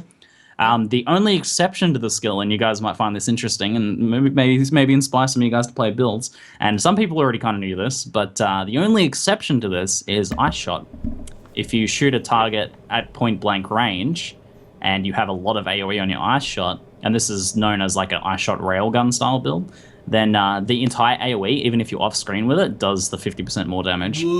Oh, that's and the pretty reason cool. for that we worked out is that it's because it's the only skill that has an AoE that can extend out like that is based on the initial hit damage. So to a lesser extent, Lightning Arrow could work that way, but the mechanics of Lightning Arrow don't really kind of benefit from that much. But Ice Shot, like that does projectile damage, and it's damage based on the initial hit. So what's happening is it's hitting the target in point blank range, you're dealing your 50% more damage, or your 150% more damage with Shin Soul, however much that works out to be. And then that damage is being spanned out across the entire screen. So playing an increased AoE point blank Ice Shot build is potentially leveraging that mechanic quite nicely. It's the only one that can kind of really abuse the mechanics of point blank, really. Yeah. So, Pretty interesting. any thoughts or questions about the point blank discovery? I was pretty like kind of mind blown about all this stuff. Like it was pretty awesome stuff. I'm gonna make like a guide kind of pulling together all the different, because there's a lot more information than I don't want to cover here, but Point blank's Pulling all always the bits been one of together. those things. Like I always messed around with it. I played like a barrage point blank build, you know, with chain. I was like, oh man, I wonder if barrage snapshots with the chain. You know, like you hit the first target as close as you can when it bounces around, and I was like, nope, it doesn't. So it was like one of those things I always try to mess around with. So I read a lot and went digging, and Mark made a post about it that explained how to work with Molten Strike at one point, how it works with Rain of Arrows, and then it just became something I tested around a lot with. I mean, there's I don't know, I always play stupid hipster crap, so it's one of those hipster crap things you play. I don't know. Yeah, I somewhat avoid the hipster crap, so I haven't really touched point blank almost ever. So that's what's I don't have- interesting is point blank is seen as a pretty hipster thing, right? Yeah. Like the recent buffs, and I think actually having played with point blank a pretty good amount now, and I think it was kind of more of a lack of skill options with point blank. But I actually think point blank is like a super good budget option. Like if you're playing a budget bow character, then point blank, blast rain especially, point blank ice shot. These you know, a 5 chaos chin soul on top of point blank, and you can like do some serious damage for very, very little investment. So I think it's well beyond the point of being hipster now, especially because what they did was they buffed the way the damage drop-off works. It used to drop off to a 0% damage, so you would actually deal no damage at maximum range, which is right up in the top corner of the screen up there. So you would do a 0%, but now that's been changed to 50%. Now that doesn't seem like a big deal because you're not really off-screening much, but it actually, because it's a linear drop-off, instead of going, you know, 10, 20, 30, 40, all the way to 100% less damage, it only goes to 50%, so the scaling is happening at a slower pace. So you can shoot to the edge of your screen, basically, and still deal, like, you know, most of your damage, only lose a little bit of damage. I might have to do a trapper with that, like, again. I've played some point-blank trappers and never been really that good, except for Poison Arrow back in the day. Maybe Oh god, I have to point do blank some more file, builds. burning arrow Dude. trap, so Oh, glorious. yeah, that's still glorious. A Chin Soul Ice Shot Trapper or a Chin Soul Ice Shot with a totem would be pretty crazy. Yeah, like And with it's a that kind of 6.5% crit railgun base too. It's a 6.5% crit base now. Yep. I mean, that's hipster crap though. Mathil's like cringing over here. He's like, "Can we go back to talking about poison? Thanks." This is yes, Mathil. It's no off-screening Voltaxic one-shotting everything action, but So my next question: it's why would you do it? Why would you do wouldn't it? you? Because it's fun. Gaming is fun. One of the big reasons is it's actually Right, very yeah, play fun. style. I mean, Thought I've about played I played so many of the exact same bow builds over and over again, whether it was tornado shot, ice shot, lightning arrow, split arrow, like they're all the same build. May I interest Almost you exactly. in another one? A Voltaxic one. It's dealing chaos damage, but it still Yeah. plays exactly the same. Exactly the same, but purple. So But It's edgy, man. When you shock, it's purple. It's edgy as yeah, hell. and I've been comboing it with the Ghost Flame Herald of Ash because I'm special, and it's really pretty. There's It is really green pretty, I do fire like that. everywhere. There's I can purple see that, shocks yeah. everywhere. Like, just legit the best thing I've ever done in this game. Can I interest you in Green and another purple one? build. What am I listening to right now? It is. Ash. Yeah, like, but this playing point blank blast rain is like a completely different playstyle, different to anything I've ever played before. And having that reverse knockback, it feels so good, man. It's such a like cool different play, and like because I was like, you know, I fully expected this to be like this feels nowhere near as good as the regular bow build, but I was actually pleasantly surprised in that I'm like, hey, this is actually pretty good clear speed, like.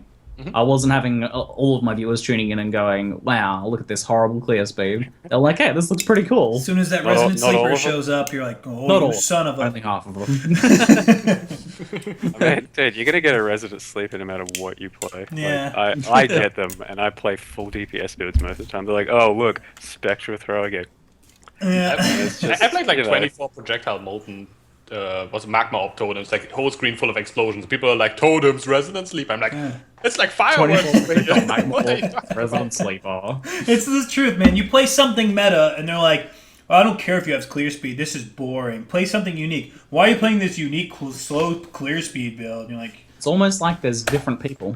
the only Yeah, time I it's get Resident great, Sleeper was Noel's Inclination. Everybody was like, this is the best build ever. That was pretty sweet. It has like clear speed and it was hipster, so that's Yeah, that's it. Yeah, though you hit that kind of special point.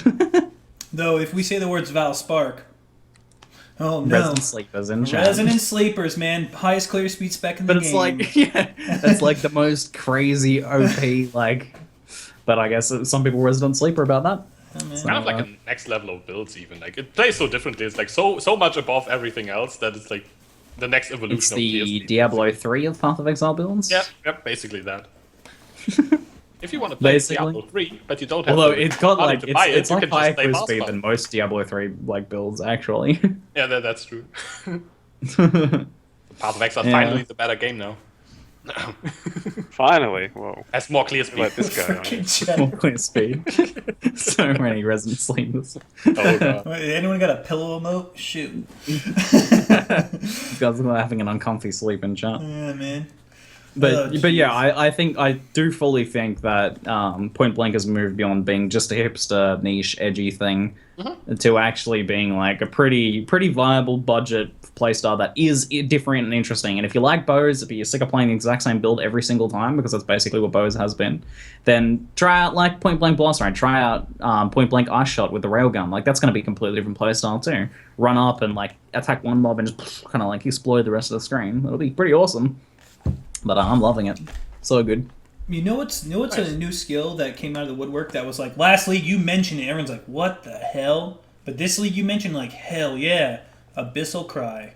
Abyssal Cry was the biggest joke. And now you link poison to it, ink AoE and everything. just Wait a minute, melting. you can link poison to Abyssal Cry? I guess that makes sense. I don't know that though. It's chaos damage. Chaos damage, man. Yeah, I guess it makes sense. I didn't think about it though. I Infernal thought, Blow, I didn't think too. It was like a yeah. But the best Infernal Blow has gotten such a nice like quality of life with the melee splash. If any skill benefits from that, it's Infernal Blow. Watching much- Pulps build, oh my god. That's like it makes so much like there's no drawback to linking poison to your Warcry. Like Nope. like you just do it. It must be like because it's 12% of mob life, isn't it? Is that some how much it percentage, is? Something like 10%? that. That must be a pretty good hit of poison. Like how much? I need to go test that. It's like, 8%, I thought. 8%. Eight? Okay. Something like that. It's Still, still though, 8, that's but like- still, if you scale chaos damage, you get hidden Yep. potential, things like that, and I frenzy guess it's gotta charges, be more a multiplier. pretty decent amount of poison damage.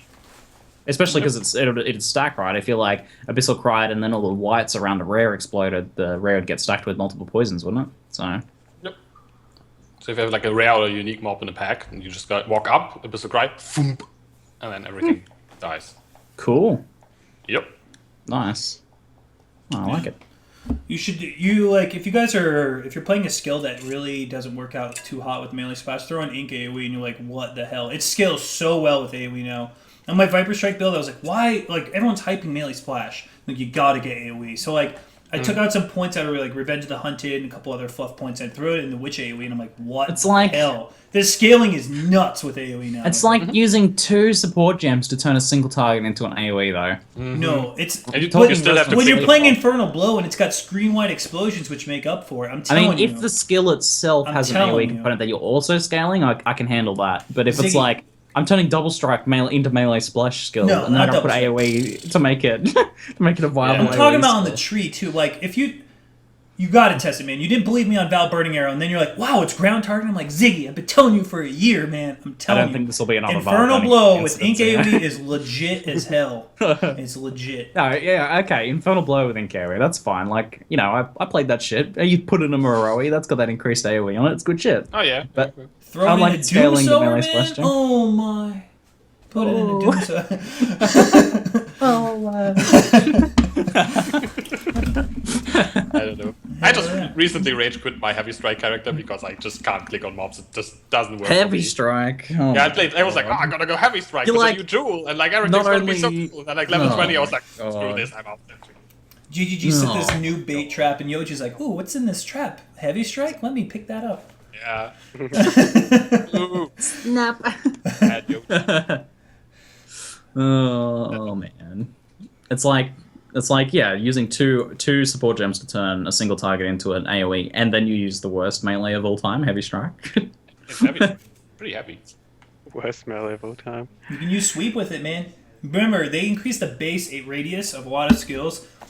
So 10% AoE does a lot more than it used to do. So Carcass Jack and all these things got like stealth buffed. If you really haven't messed around with AoE, man, they increase a lot of base radius, which means AoE scales it better.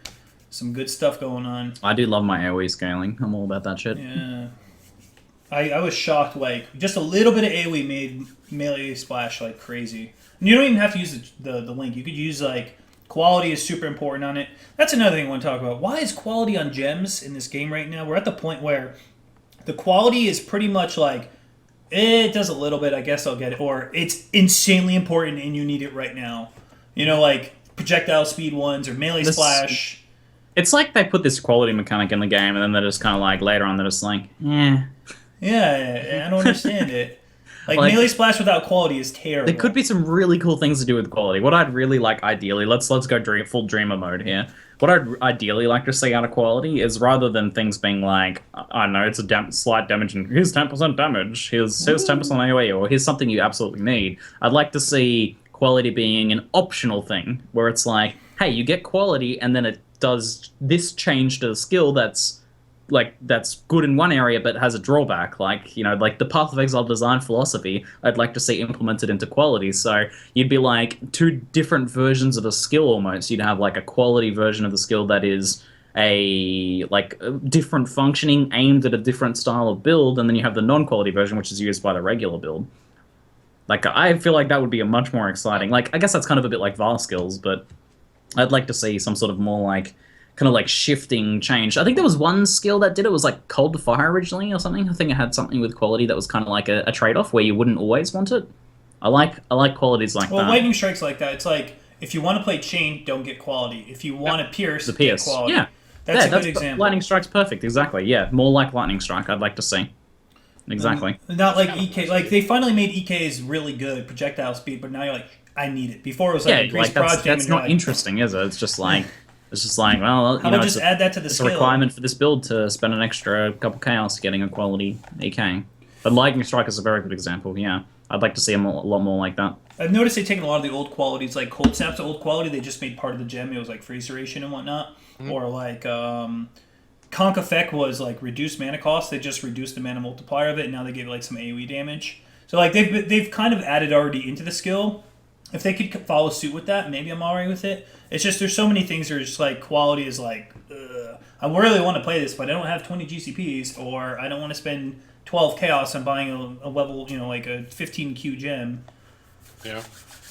Anyways, that's a completely derailed side topic and Another derailed side topic, which is kind of similar that people have been requesting, and we kind of touched on a bit, is threshold jewels. How are you guys feeling about threshold jewels now? A little later into the season, you were playing around with threshold heavy strike, YOJI. Yeah, I feel like there are some really good ones and some really like bad ones in terms of creativity. I think there are some really cool ones like the Glacial Hammer ones, which basically allow for a different type, like playstyle to play Glacial Hammer. You can now play Magic Find Glacial Hammer even better. Like you can use the Trollnir and go like a Magic Find. So it opens up like another build path for the skill. And that I think is pretty cool. But then there are other ones like Heavy Strike is kind of like, okay, I mean this one is also pretty bad, but it's kind of like you kind of either always want it or never want it. And I don't What think did the Heavy Strike one do again for reference? You have a 10% chance to do double damage with Heavy Strike, which...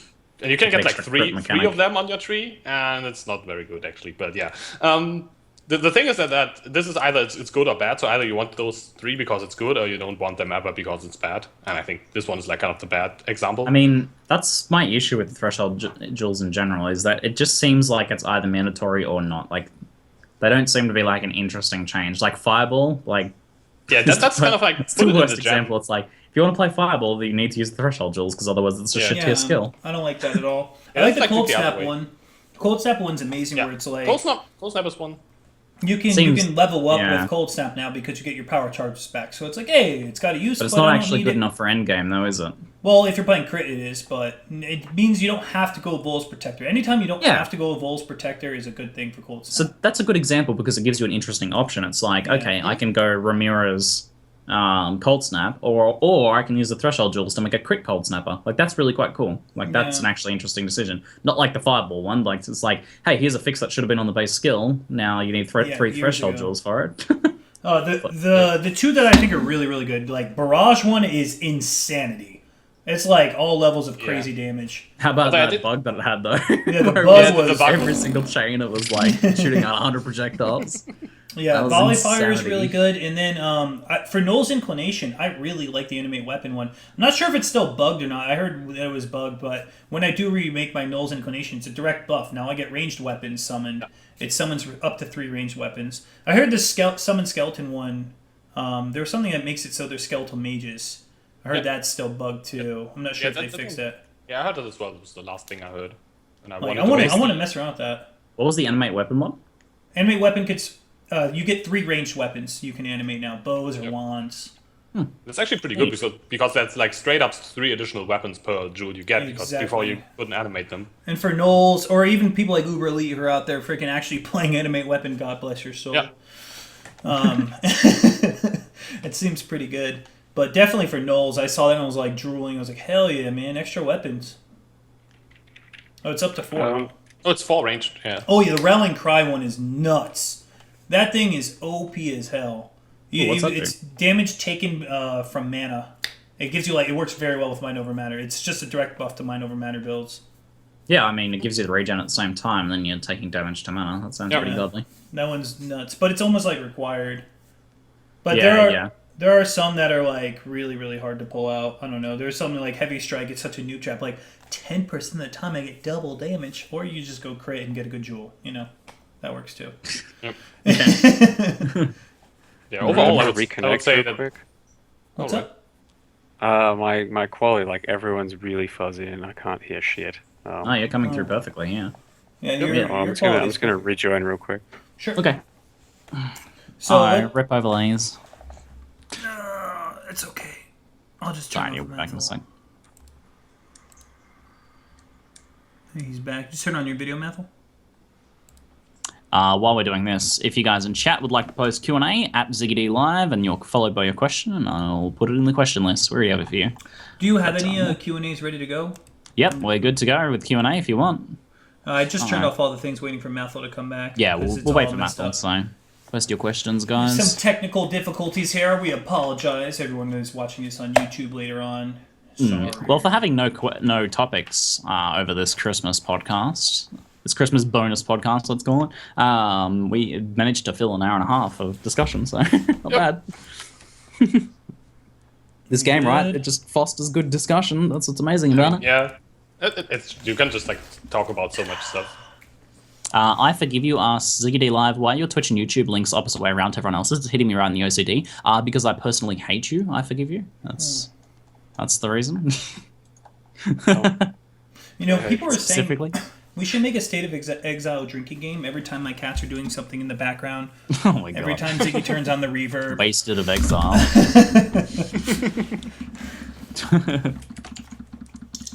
So, would you guys like the first question from the Q&A then? Let's do it. Yeah. All right. Sure. Okay. Here we go. From Pharaoh81. How do you guys think the Talisman League should be added into the main game? Only as a Zana mod or even as is? Mod, not mod.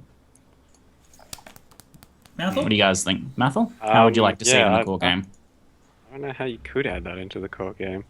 I don't think it would It's work like- as a Zana mod, would it? Like Extra, no, not like really. 3 talismans in this map or something, I guess, maybe. Yeah. And I the mean, stone either circle. it's entirely in the game or it's kind of not, because you can't just like put it in randomly and rarely, because then you're never going to find talismans. I guess Yeah. you could just like really lower the requirement for the sort of amount of talismans you need to upgrade sort of things. But honestly, I can't see it entering the game. I think it's just sort of a league mod, and I don't know, you won't see They've always these, said that that's a possibility, right? Like, that yeah, they'll like- do some of these ones just for the challenge leagues. Yeah, like I think you're just going to see no more. Like this is going to be a standalone for the mods on those amulets and all that, and you just won't be able to get them again. Because I can't envision how they're going to add it into the game. I think you're probably right, just by the power of the talismans they put in. Like, you know how I'm like, oh, you know, these double implicit amulets, and these are like crazy strong. And like, I feel like you might be right that these might only just be a one league thing. It would be a shame to like lose this mechanic and the Rigwald fight and everything, though, as not being a core part of the game in the future. But I think you might be Definitely. actually right. Like it's because if they implement it, I think it's kind of going to have to be the same as it is right now, all in. Like, Yeah. If they lower the rates of it, then it's just like It doesn't made work, it even yeah. more of a huge jackpot of that one chance of finding like the godliest amulet on the server that only one person's ever going to find, and that just, I don't know, doesn't seem right to me. What about you and YOJI, Zeno? They would have to lower to 4 if they make it less. Like Mathil was saying, I'm in agreement. So I don't really need to see much else in that. 4 per stone. Any other thoughts, YOJI? Yeah. Yeah, I would like hate to see all that content just like go away, because I would like love to like keep the Rigwald fight in some place. Maybe make it like a unique map where you can still fight him just for the fight, just to experience that. Because people like, if you start Path of Exile like a year from now and people are like, oh, do you remember Rigwald? That was a really cool fight, and it's like, but you can't do it anymore. Nope, tough luck. So that would kind of suck. So I would like to see like the content to be preserved at some point. And maybe Yesterday was the first time I fought Abexoth in about a year. And we ended up killing him, well, Pox ended up killing him. I kind of looked pretty.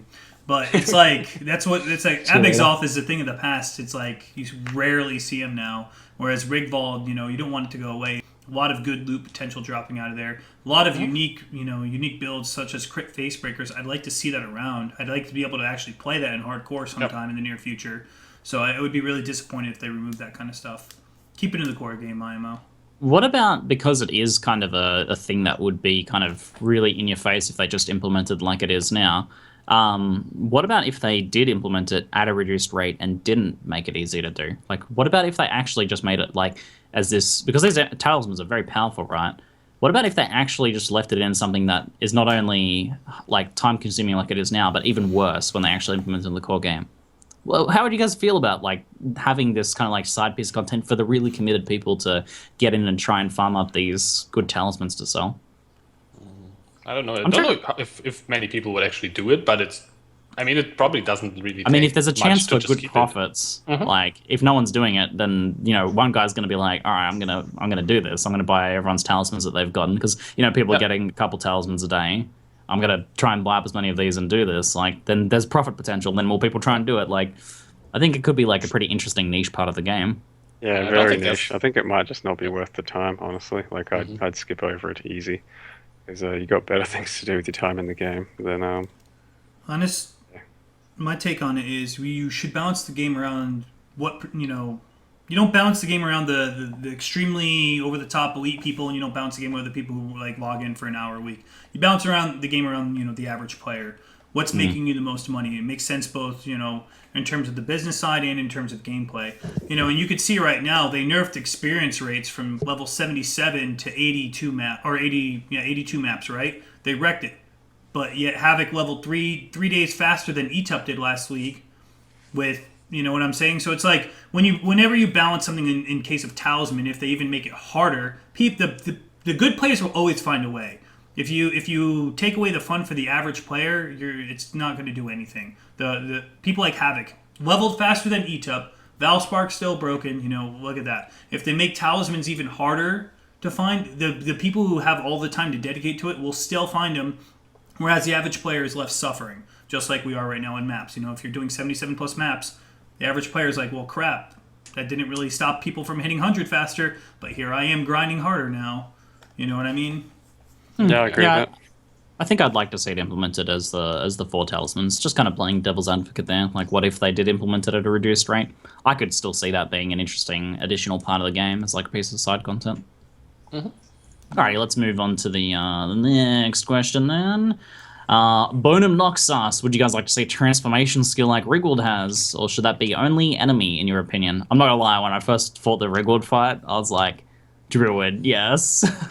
Bring it on, man. So he has a, spoilers for YOJI and Zeno, he has a shape-shifting skill. And I mean, obviously the technology is there now.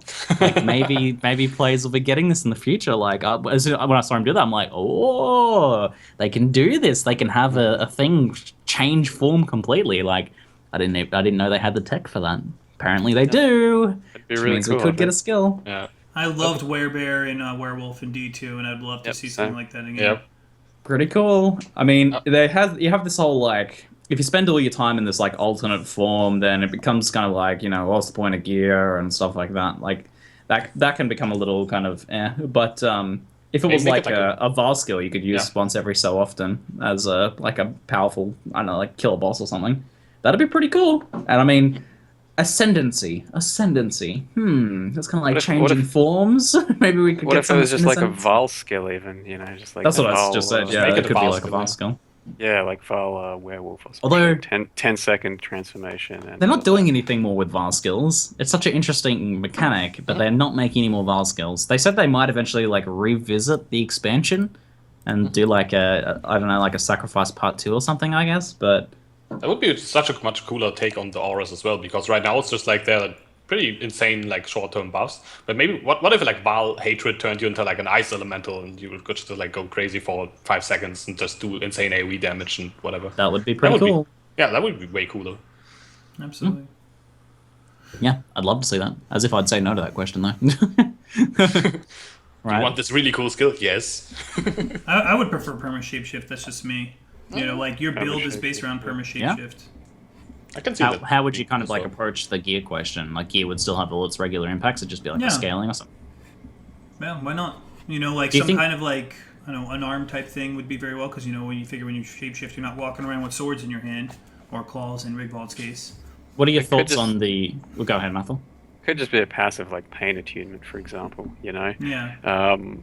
Get it and you gain 40% life or some shit and turn into a wolf forever or some shit. I mean, how do you guys then kind of like address the issue of MTXs, GG's kind of primary income, and then so like all of a sudden all the gear MTXs that they have in the game don't work for people using that keystone? Let's say we have a transformation into a werewolf, we can be like those wolves in town that never stop sniffing. Yeah, that'd be a really cool MTX.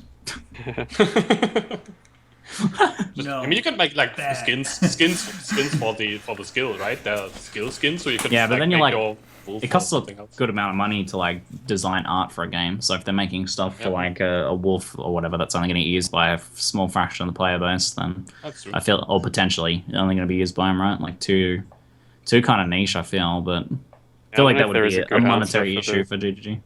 I don't think there is a good answer for the MTXs on that. Either you're just going to kind of have to deal with it, that you're a wolf without pretty MTXs, or Val skills that, just a temporary I think little Val buff. skills makes the most sense then, because you could still get your MTXs when you're standing in town and that.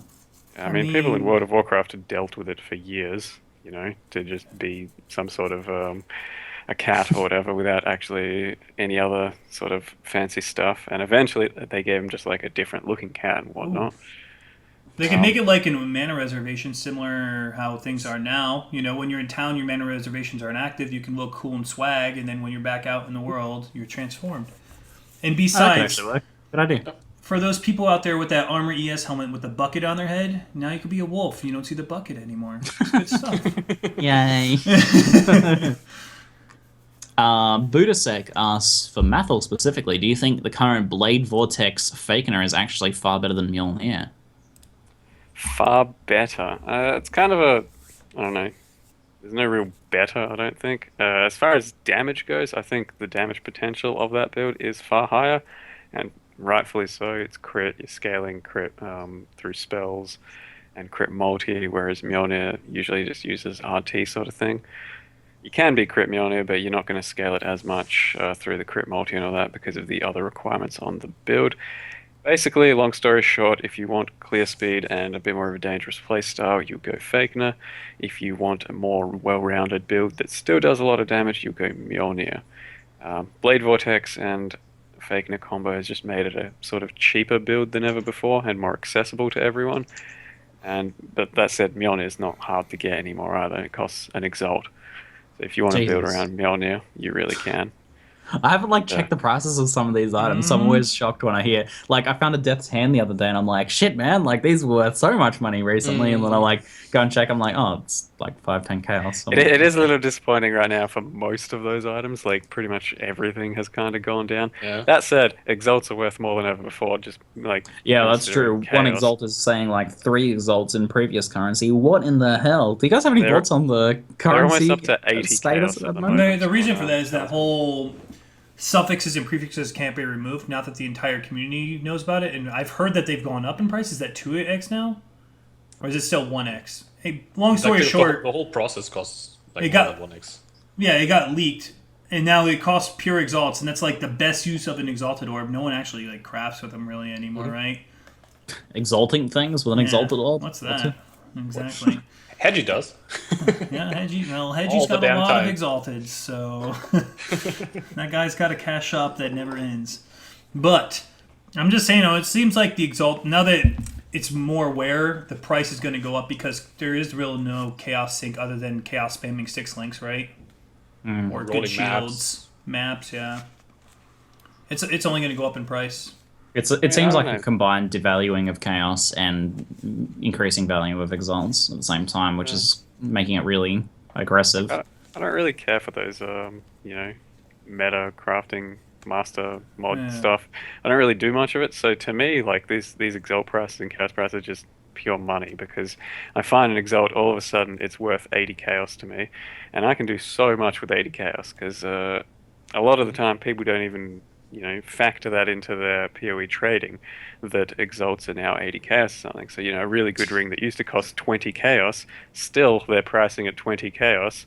Yeah. And that's now 20% or 25% of an exalt, whereas it used to be From half an exalt. from that perspective on the low end of the trading scale, even I haven't kind of really adjusted my mindset a bit that I'm still pricing things hey, this is a 3 chaos ring, probably actually more like a 6 chaos ring now, but Yeah, but that's just it. It's like the thought behind everyone's rating mentality right now. Because you do look at 6. You're saying a 3 chaos ring is a 6 chaos ring. You still look at that 6 chaos and you're going to go, oh yeah, that's actually a bit pricey. It probably is 3 because you're so used to chaos being more or less the general trading currency as opposed to exalts, which are just used for big ticket items, and that's what they're still used for. They're just sell all your cash so you can buy those big items because that's what everyone wants. They don't want the chaos. yeah, I big see a items. lot of negativity around this kind of the way the economy is right now. People are the economy is fucked up, it's not working. I mean, it's firstly it's just different, but secondly, I feel it's never been easier to actually buy your starter mapping gear and to buy a lot of build enabling items. Whoa.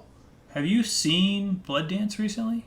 Yeah, blood dance. Blood Dance is the same price as Mjolnir and Voltaxic. What? I can't even explain that. It's I one mean, of those things. people keep asking about that. I feel the only answer is EB might have met a Zeltsoth, or That's all I can think of, really. It's like Everyone wants because it was good before, and then it was nerfed, and now it's more popular. Like that's the only like new thing. Like people playing more physical spellcasters that are being EB minor than Zelda, right? That's the only explanation I have, because a lot of people are playing those sorts of builds. That's the only thing I can think of. Did the rarity get changed? Did they make it? Oh yeah, no. Someone did mention that the rarity was changed a bit, so I guess it could be that. It's just like very few of them. It seems. Probably It'd have that, to be that, yeah. because those boots aren't even that good anymore because of that. They got nerfed. Yeah, the 2% regen instead of 4% in a league where they've given you free 2% regen amulets if you really want one. So you don't even have to use Blood Dance, as well as more regen on the shadow side of the tree. They seem like a lackluster boot to me now, and yet they're expensive and popular. I don't know.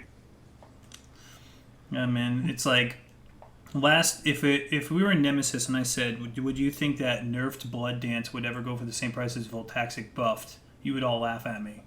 You would all laugh at me. And now it's like the game it's changes. unbelievable. Yeah. Nerfed Blood Dance is the same price as a buffed Voltaxic from Nemesis League. I mean, that's called meta shit right there. So do you think the current like chaos inflation, the way the economy is right now, is something that GG needs to address? Do they need more chaos sinks? Do they need to change the way exalts work or something? Like, what do you guys think? I don't know. I think there's plenty of chaos sinks right now. I don't really see a problem with it. I can't explain why exalts keep going up. It's like better to chaos your gear right now, right? Like I feel like you actually have a good reason to use chaos on items now. I do currently use chaos on plenty of items, and it's worth it on many things. Like if you want to roll a good ES helmet, chaos. If you want to roll a good shield, chaos. Like Zeno said, 6 links, 5 links. If you want to make a good armor, that's chaos. Map mods, Zana map mods, actually rolling maps. There's a lot of chaos things to do, as well as master crafting. It's just there's so many chaos floating around. I think it's more just that it's really easy to make chaos. Is why there's so many chaos, and why it would be worth so much for an exalt. On the other plus side is it's totally do. not worth doing the chaos vendor recipe anymore. So I can just be like, hell yeah, screw wasting time with that now. I don't want to do the chaos vendor recipe now. It's like now it's like 1/3 of the value of my time of what it used to be. What are alterations at right now? Once alterations start like being like 10-1, it's like forget the chaos recipe. I'd rather just get the alt shards. I think they're still like 15 or 16 to 1. Yeah. I'm selling a lot of Yeah, alterations still high. as a magic finder. The And kind of like the changing. Go ahead. Crafting's really good this league as well, because you find an exalt, bam, 800 alterations right there if you want them. Whereas opposed to dark shrines, alterations were in real demand for other things. It would be like 300 to 1. It was 8-1 at the end of Dark Shrines. I mean, I actually like this. I like how GGG, unless something's really overpowered, they just sit back and let the economy be the economy. I like that. It's like its own little world. Yeah, I don't like the fact that exalts are going up in chaos, but I mean, it just shows how inflation works throughout different leagues. I kind of appreciate it. I don't know. It's different. Yeah, I do too. Yeah, it's usually like league mods and just random little niches here or there, little buffs to something or nerfs to something else, just change the entire outcome of the economy. And yeah, I don't mind it. Just go with the flow and make do. Whispering Ice is dirt cheap this league too, compared to the 4 Exalts and Tempest. Thanks, Ziggy. But I mean, even then though, like I don't know, man, because I even said when I finished making that build, I was like, I don't really think it was worth it. Like the effort and the price and everything. It's so just meh. if It's it's okay. cheaper now, it's probably actually worth it. Like, yeah. We'll make some pretty good Whispering Ice builds. Yeah, for like its price, that's good, but, it's like, really solid. Yeah, But then when it was like 4 exalts plus, it was not so worth it. I didn't think. back then I think it would have been just more pricey and closer for exalts because it's new. Now that it's not new, it's still good and it's just cheaper and accessible Yeah, if you really want to build around it. It's pretty nice for sure. Enforce asks, most people think this is one of the best leagues yet, but do you think this is on the merits of the league itself, so as in the talisman mechanics, etc., or is it perhaps this the first time we've had so many strong, fun skills that you can level a map with? So would you guys say that when we're saying like this is one of the best leagues, I agree with the latter. is it mostly skills, like mostly like the overall game balance? We can actually say the word viable and agree with it. This is like the first time there's so many skills that are actually playable. Like Mathil over here, he's just getting excited thinking about playing Spectral Throw again. I mean, or even Lightning Strike. You know what I mean? Mate, there hasn't been a league I can't play Spectral Throw. Yeah. So That's fine. true. That's true. But I You mean, never like, really killed special throw. if Lightning Strike, Infernal Blow, those were like off the radar in no man's land, and now you can actually play them. You know, it's nice when they go back and rework old skills and then fix some supports, things like that. I'm really happy with what they did with the skill gems. Instead of nerfing everything in the ground, sorry, Cyclone and Incinerate, they, for the most part, they didn't nerf everything. Instead, they kind of just made other things better or where they should be. What do you think, Yoji? I think it's like 50-50. I think it's one of the better leagues, definitely. Like, it has its problems with being grindy if you want to go for the talismans, but I like the point where the league is when it comes to like being obtrusive and being like having impact on what you do, because you will encounter those like randomly stronger enemies and drop those talismans like no matter what you do, and that's kind of cool. And like for all the other part, the grindy part, you basically have to decide for yourself if you want to engage with that or not. So I think at that point it is a pretty cool league, and yeah, but I think the meta is pretty good right now. It's like still there's a lot to like be worked on. The tree is not changed as much and like not in the ways we maybe want to. But overall, I think there's more viable things. So I agree with that. That's definitely like a big point as well. What do you think, Mal? Yeah. I agree. It's both, but it's nowhere near 50-50. It's always it's a lot to do with the new skills and a lot of changes. I think more, no one's coming back going, from months break thinking, oh, gee, I really want to try out these talismans. They're coming back because they want to try out all these new skills and try out their old skills that got buffed. The talismans are fun. They're probably one of the more interesting sort of league mods, and they do make it interesting. But it's predominantly skill gems and passive tree changes and all that for me. Yeah, I think I do think like the skill is like probably the biggest factor, but I do actually think though, because I saw people in chat going like, I don't actually think this league's very good. Are you sure it's just not the skills? I was like, I do actually think this league is one of their best from a design perspective. Just like the execution or the balance of it is not quite there. But like I think the actual design of it, like they've taken the best parts of a few different leagues. Like it's kind of taken like the idea of like, stronger enemy like bosses like from Invasion with Tormented Spirit like kind of buffing enemies. There's like this upgrading sort of like Atsiri style thing where you have to like progress through these different tiers to reach your boss. Like they've cherry picked awesome ideas from different leagues and combined them together in a really kind of cool, fresh way. Just a bit of a balance issue, I think. So I actually do think it's one of the best leagues, like just from an actual design perspective. But yeah, the skill balance, like the most things out of the entire history of Path of Exile are viable at the moment. Yep, exactly. Than they ever have been. So I got a question for everybody, and I'll start with the answer. Out of everything that's been changed, buffed, nerfed, what's your favorite thing from 2.1? For me, it's the fact that melee skills, mana in particular, you get 2 more flat mana per level, elemental leech, or leech from all sources, and that melee skills are a flat mana cost. The fact Ellie hit is finally 5 mana. 5 mana. Frenzy! You can actually play a Frenzy build on mana.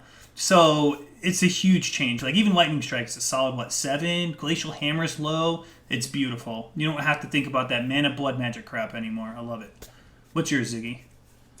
That's a pretty tough question. Like you're basically asking like, what's your favorite change from this? Like quality of life, anything. I guess.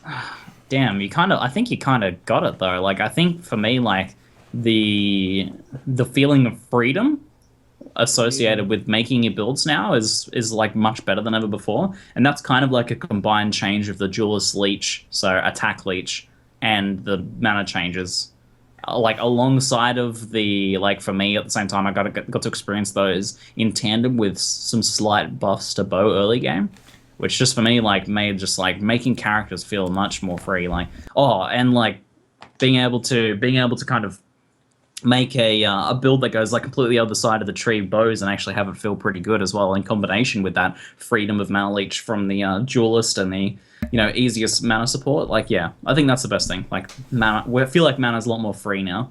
Like we have a lot more freedom with what we can do with builds. Yeah, I agree.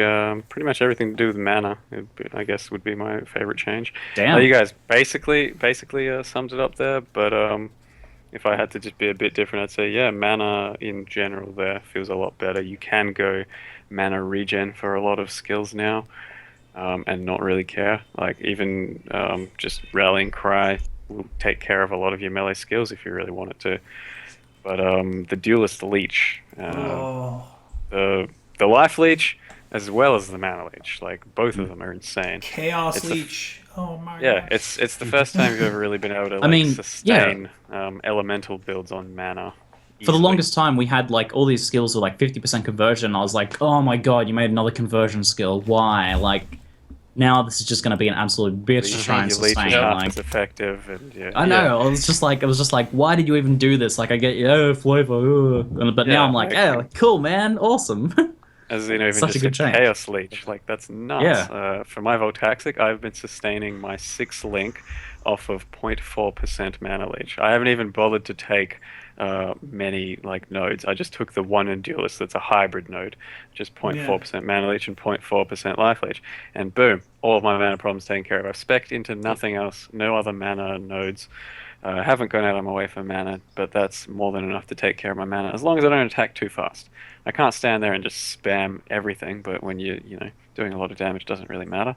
It's your one-stop shop for mana, and it feels amazing. Yoji, What what about would you say? YOJI, yeah. Yeah, just like leveling, having more options for leveling in general, and just like having Ziggy put it pretty well. Just like more freedom. Don't really have much to add to that. Just like don't not feel as restricted when planning builds, like making stuff. I mean, I still feel some restrictions that I would like to see go, like just like pathing around life nodes, but in general, it's still like leaps and bounds beyond what 2.0 was. Yeah, if they added some tree improvements to what we currently have, then Yeah, then it's PoE is just- going to be at a godly state. Yeah. Getting better and better, man. How often can you say that about games, right? Like that they continuously getting better and better. I think True. GG's done a pretty damn good job with it. True. It's actually something I want to mention about leagues that we were just talking about. People always ask, is this your favorite league? Is this the best league? Usually it is, and it has to be whenever we're talking about the latest league, because it always incorporates everything else from the previous leagues. Yeah, it's And like then you people and like then you you're say that just about playing every all of that plus another league. It's like, well, it has to be the best league, right? Exactly. If they're getting better and better each time, then the new league's probably going to be our favorite league so far, right? Yeah, like some That's a people good sign. they're always just like, oh no, Ambush was the best league. We got strong boxes, and I'm like, well, we have strong boxes everywhere out now too, on top of everything else. Like, how can you Yeah. really make that point that this league sucks? Hey man, entitled gamers entitled. And just remember, folks, if your build still doesn't have the freedom it needs, you can always chant yourself a Chimeria's Mall. They're really good. It's got a bald eagle on it, and it's right from the Mall of America. Rich Day, he's in chat. I'm trying to give him a shout out here. Sorry, what? Why are you chancing them when you find like 6 per map? Because you're trying to get Okay. Mathil, you mentioned earlier that this is a question from Albino Squid, and I'm kind of paraphrasing here. Albino Squid. Mathil, you mentioned that you chanced the Skyforth boots. Very, very big ticket item at the moment. New item, very powerful, very expensive. What's your thought process when you figure out what to do with a big ticket item in general? Like, so firstly, with your Skyforth boots, what are you going to do with those? And like, when you do find a really big ticket item, what's your approach? I'll cover the big ticket item thing first by just saying that usually it doesn't entice me too much to use a big ticket item, like a really expensive sort of game-changing, build-changing item.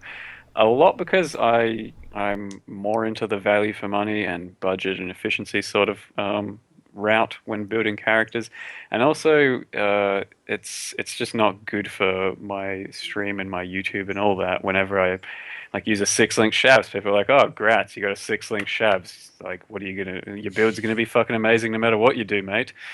And no one, and not no one, but I'm saying like very few people are going to be able to copy that or use that sort of build. There's not much value there. So like, yeah, I might have some fun with it, but at the end of the day, to me, it's more about squeezing as much out of a character and gear as you can with as little as possible, just for efficiency's sake. But Skyforth boots, yeah, they're pretty. I don't know. They're scary to me. I don't know what to do with them yet because they are so expensive and they don't seem completely build changing enough. They're just like a really strong item for certain builds. So I'm not too sure like anything I can do will probably just disappoint people and go, oh, I guess that's an alright use of them, rather than holy shit, that's a next level use of those boots. So to me, I'm thinking, maybe just making a low life build, and it'll make that low life build a bit nicer. Something like low life Blade Vortex, because I'm not sure that exists yet. Some people have tried it and they said it's alright. Or just making a stronger CI build. So I could maybe turn my Voltaxic into CI Voltaxic, which sounds questionable. It's not bad. You don't have, yeah, like You you can don't have a use, shield, so that's always a problem. Soul Strike's not bad, and plus it gives added chaos damage. LOL poison. Yeah, like my real problem with using anything like that quiver is quivers are such a huge DPS slot for a bow build. Like if I use that, I'm probably sacrificing 2 crit rolls, a huge wed roll, a huge crit multi roll, and that's just like, I don't know, thousands and thousands of damage. But yeah, I think just enhance the CI build and try and build around it. One of the other problems is whenever I make a low life build, or even a CI build maybe, Whirling Blades would be my go-to for certain skills and certain playstyles.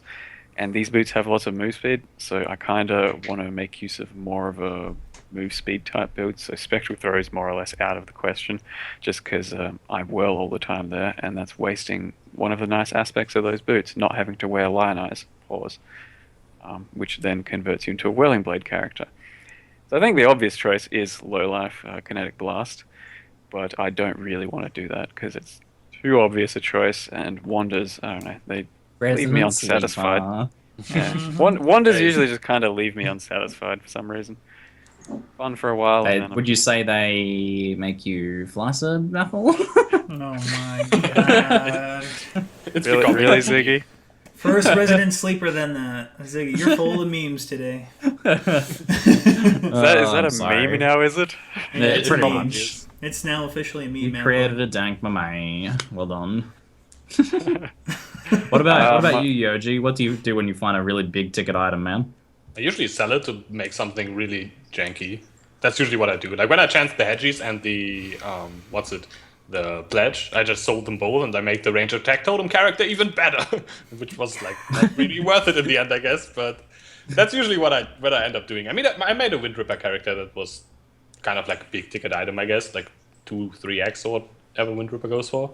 So yeah, I sometimes like trying that out, but I usually just try to make something, like try something new that I've not seen before, and that's usually not what like big ticket uniques are about. But maybe if I find a really cool use for, I don't know, a Mjolnir or whatever, might do a build with it. I think there's like a few items that if I ever found, like I'd make a Wind Ripper. If I found a Wind Ripper, I'd make a Wind Ripper character. Like there's a few things that I'm like, yeah, I gotta do that. But I think like generally for most people, there's a lot more value in, because a lot of uniques like the Skyforth boots, right? You can't just like take the Skyforth boots, then you have a character. You need to buy all of the, like if you get a really good item or a really big ticket item, typically you need a lot of other really expensive gear to make it into an actual build. Mm-hmm. Like you're gonna need some pretty good gear to make the rest of that Skyforth boots character. So exactly. For most people, like usually selling it and then funding your next several characters of cool items is usually much better value on these sort of big ticket items. But the fact that you have this choice is pretty nice. What about you, Zeno? What do you do, man? With big ticket items, I'll make a build around it, usually. Or I use it for flipping. Like one league I got a Void Battery and I just used it for flipping purposes. I ended up I made 13 Exalts in like a week, bought a Void Battery, flipped it for a lot more. You know, I'll do something like that. But sometimes of late, now that the big ticket items are going down and down in price, I'll just use them because it's not like before if you died with a Shaz, you're like, well, there goes 50x, which could fund your next 10 builds in hardcore. You know what I mean? But now it's like 4x here and there. It's not that bad anymore. So I'll usually just sell them or maybe make a build around them. Depends. That's like 12x worth of currencies, you know? I'm much more inclined to just sell the big items because, yeah, you can fund so many other things. Yep. And it just feels like a waste to invest that much into one item when you're not trying to perfect a single build or anything. I mean, softcore's a little bit different, so... Yeah, well, anyway, the thing is, sometimes when I do find those items, I feel like I owe it to myself to make a build around it or use the item because you're probably not going to have that item ever again, like unless you actually go out of your way to find it, or buy it, I mean, yeah. So you kind of have to try it, I think, at least for a little, but then sell it. It's more worth doing. Alrighty, let's go. So we have time for maybe one more question. How do you guys feel about the non-armor defenses at the moment in the current state of the game? How are you feeling about the state of ES, hybrid, or evasion? I think ES builds are better than they were last league because of the mana changes. Definitely helped out. Mind over Matter is a little bit better because of the mana changes. I still hate Eldritch Battery with the Fire Passion. And Evasion, I still think having a mandatory boss with Resolute Technique is ridiculous. But other than that, I mean, it's like, Evasion's not all that bad, but you definitely notice it when you get hit. You never used to run a Granite before when you picked up Aggro. Now it's like you are running that damn Granite. And you are running Enduring Cry. So, yeah, I'd like to see some kind of meta shift. It's nice that we got a little bit more viability this league, but still not enough. What are your thoughts, Mathil? Yes. Energy Shield is really strong, really good option these days. I think that's perfectly fine. Evasion, I'm scared of these days. I still like it. I still do use it, but I just wish they didn't keep going the direction of putting things that just rape your evasion characters. Like, there's just certain bosses where there's absolutely no upside of being evasion and so many downsides. Malachi being one of them, for example. Just like everything's a guaranteed bad luck, your evasion. And then, Duresso is pretty bad for that too. And you go to Academy Boss, pretty bad for that too. Like, there's too many punishing things for evasion, because evasion, I think, is more or less designed to be a ranged character where you're going to only take some hits every now and again, and chances are you're going to dodge or evade them. Whereas a lot of the time you can easily build evasion characters for melee these days, but it's just not worth it because you're going to be taking so many bad fights that aren't in your favor. Evasion, I'm not sure evasion itself needs help, just the fights they create need to be more evasion friendly. Yeah, it's some of the content that's the issue for evasion rather than evasion itself. But it could be really countered strong with a change to evasion though, like a glancing blows system or something that took a percentage chunk off of physical hits that still landed. Something like that could be a potential solution. Honestly, the Taste of Hate lightning coil thing needs to change. Like, I think everyone could put their hand up and be like, yeah, I love it because I'm using it, but if I'm not using it, I want it gone. It's just getting old. Yeah, also, I just don't want to use it anymore. I just want to use something else now. Just for the sake of change. There's other interesting flasks out there. Yeah, I mean, there's interesting flasks. And flasks in general are like pretty strong, but like for evasion characters at the moment, it always feels like, okay, yeah, you can like progress through maps, and especially like in hardcore, you can progress through maps at some point, and then and now it's time to farm up those exalts to get a Taste of Hate or a coil or maybe both to progress to higher maps, because you just can't really actually do it at some point anymore. Because for like 77, 78, kind of works okay. It can get pretty risky at some points, but if you have like good life on gear, it works. And then if you want to go beyond that, you need that Taste of Hate, you need that coil, and there's no way around it really at the moment. And it just farm up, get it, then progress. And I play a lot of evasion characters, so it's always the same. And sometimes I just like quit a character because of I'm not getting a Taste of Hate now. Just like re-roll something else instead. The big problem I have with Taste of Hate and coil is the fact that to play an armor build, armor is actually really good if you stack it. I've proven that. But you have to sacrifice offenses and probably about 20 points in just raw armor nodes. You get a Taste of Hate and a coil. You can drop all that. You don't get 20 points into armor anymore. You're good to go. So it's literally like 20 points you're saving just from 2 pieces of gear. It's bonkers. It sucks that such good investment into armor, like what you've done in the past, Zeno, is just so outclassed by like a single item. Armor's fine, it's just Taste of Hate coil is just crazy. It's just better. Alright. I think that concludes it. Anything else you guys want to say? Yeah. Oh, I think that's covered us. I'll jump in with I was more or less a zombie today because I'm really tired from running and not sleeping much. So I apologize to those people that think I was just a piece of eye candy. How dare you? Yeah, what the hell? Just meat for the State of Exile podcast. No, I mean, we're all a bit like that today. I think it has been Christmas, and this is a 1 week after the Price podcast. And believe it or not, I do actually use that time to figure out the topics that I'm going to do. But this time we had no topics, basically. Kind of We still did freestyle. pretty good. I think it was still a pretty fun podcast. Yep, definitely had fun. It was definitely made by the Mathil eye candy, though. All those Kappa Prize are rolling in now. And the Craigasms as well. I'll do what I can. Excellent stuff. Alrighty, we want to sign us off then, Zeno? Oh, sure. I want to thank everyone for tuning in again and grinding your games as always. You guys have always had our back. I'm going to be trying to get someone for episode 45. Every 5 episodes, we get usually a GGG dev. Ziggy wants me to get Rory, so we're going to aim for him next podcast.